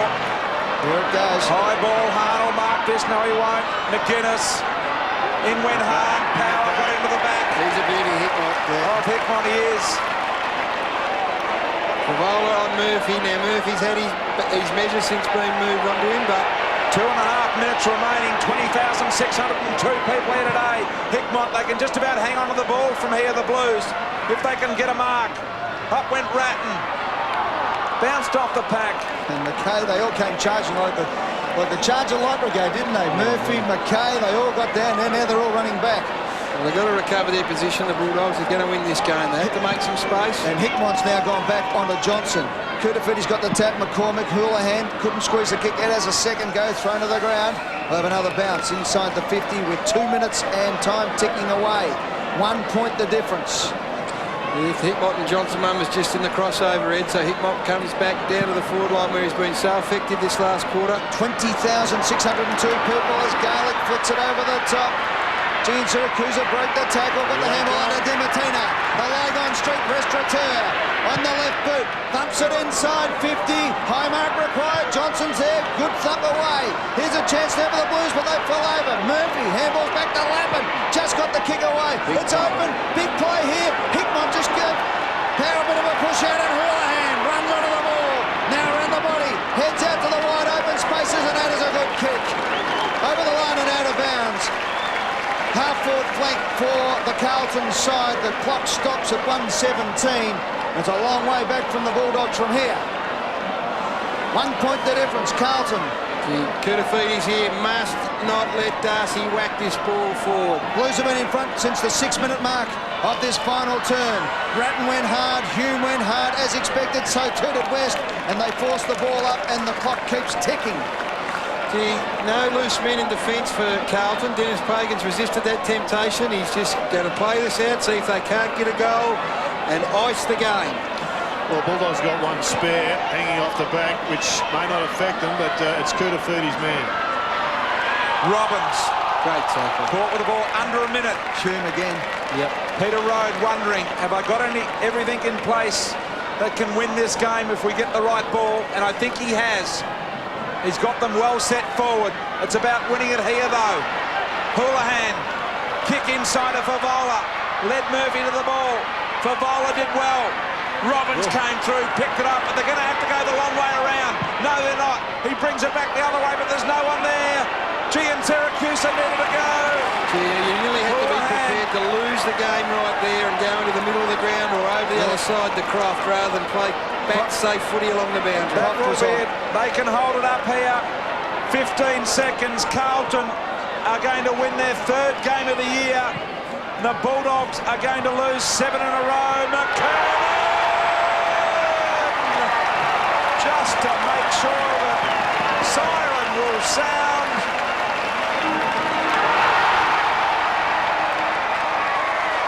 Barb's happy. Blues fans are ecstatic. Bulldogs are shattered. Murphy and John and Brown at the other end of the ground shake hands. And Dennis Pagan, Brian, conjures up Carlton's first win at Optus Oval, one of the most famous grounds in football since round 22, 2001. No one even stands on the McKernan mark. Kicks his third goal. The Blues win by 7 points. Look at the enjoyment being shared by the team and the spectators. It's been 2 years since Lily of Laguna has blown out over Lygon Street. And today they sing it long and strong at Optus Oval. Let's have a listen to it.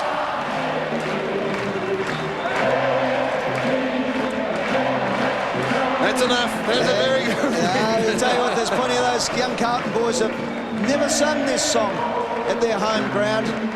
It's been a long time between drinks. And have a look at that. There's a bloke pointing to a pimple on his chest. I think it meant his heart, though. Congratulations. Look at them. They deserve their win, too, because they have absolutely come away. Their supporters have really gathered behind them. Over 30,000 members for the first time ever in their history. Congratulations to Carlton. They deserve their win. They do indeed. It was the Blues, finally, 15-17, 107 over the Bulldogs, 14-16, 100. And we can go down to Michael Roberts, who's in amongst the Carlton boys. Right in the mix here, and Darren, you've done a fantastic. The boys were raving your job on Scotty West today. Kept him down, but this is magnificent. The locals have stuck around for you. Great to win one. It certainly is. It's been a while since we've won a game here at Optus Oval, so it's great to finally get over the line here. Well, you haven't won one since John Nichols was captain. No, it was back in round 22 in 2001. But listen to the crowd. This is sensational stuff. This could actually lift your year. This is what it's all about, mate. Hopefully, these sort of victories can just instill a bit of positive into the mindset. We when we put our mind to it, we can do anything. And how tough was it out here with the wind? We had to talk about it all day. It was just one of those suburban footy matches, in and under. It was, mate. There were tricky conditions, and it was hard to kick goals. It was good in the end there to finally get a couple on the board, and it's just good to win. Get in there, mate, and celebrate. Darren Hume, who had modest stats but a massive impact on this game. His job on Scott West, particularly early, was great. West, like a true champion, started to have an influence in the last quarter. But it is a great win for the Carlton team. Congratulations to their supporters who have stuck it out, and they'll be enjoying this tonight. There's no question about it.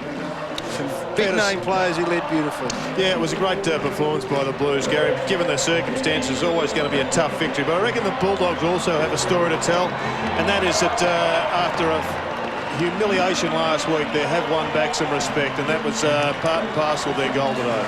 Well, we will take a break here and wrap up what's been a big day at Optus Oval for the Carlton Footy Club. The Blues have prevailed 15-17, 107 to the Western Bulldogs, 14-16, 100.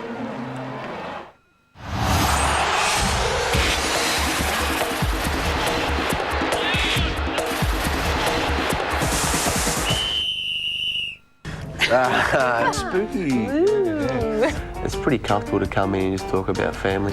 Well, that's what we like. The best thing to do when you get caught up. I'm too scared, yeah. So you listen, that's obviously what you're saying is the key. Yeah, if only there was more chicks who do the same, hey? Only serious. Apparently we can sing while you talk. Don't go anywhere. No one agrees with me. No. Radio. The Chicks Behind the Sticks, Living with Footballers, tonight at 9. Bobby, what a great competition we've got on Grumpy Old Men. We're giving away the couch. Where's Dougie and what's his name going to sit? Tony, where are they going to be? The couch is going, Bob. Fair dinkum unbelievable. Have a look at it. Well, it's the best couch I've ever... It's got to be worth 10 grand if it's worth a cent. And it's real high, Bobby. It's like some of those footballers we have in here. They got real height coming in. Don't forget on Grumpy Old Men. Join the competition. There it is on screen. Win this fantastic couch. By the way, take Bobby home as well. Next on Fox Footy Channel, find out what the experts think. Join Gerard Healy, Mike Sheehan and Robert Walls on the couch as they look beyond the final scoreline.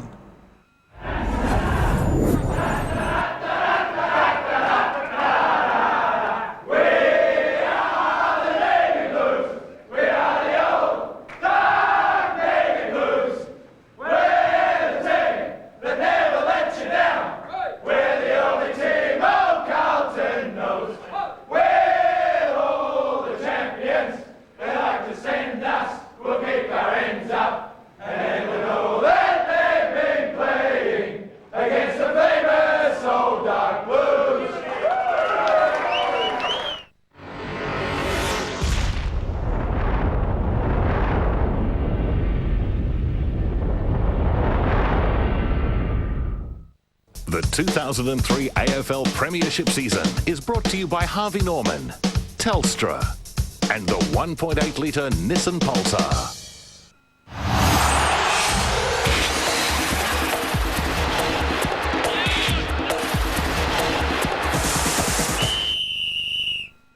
We have someone claiming to be Nathan Brown from the Western Bulldogs calling in. Nathan Is it Brown.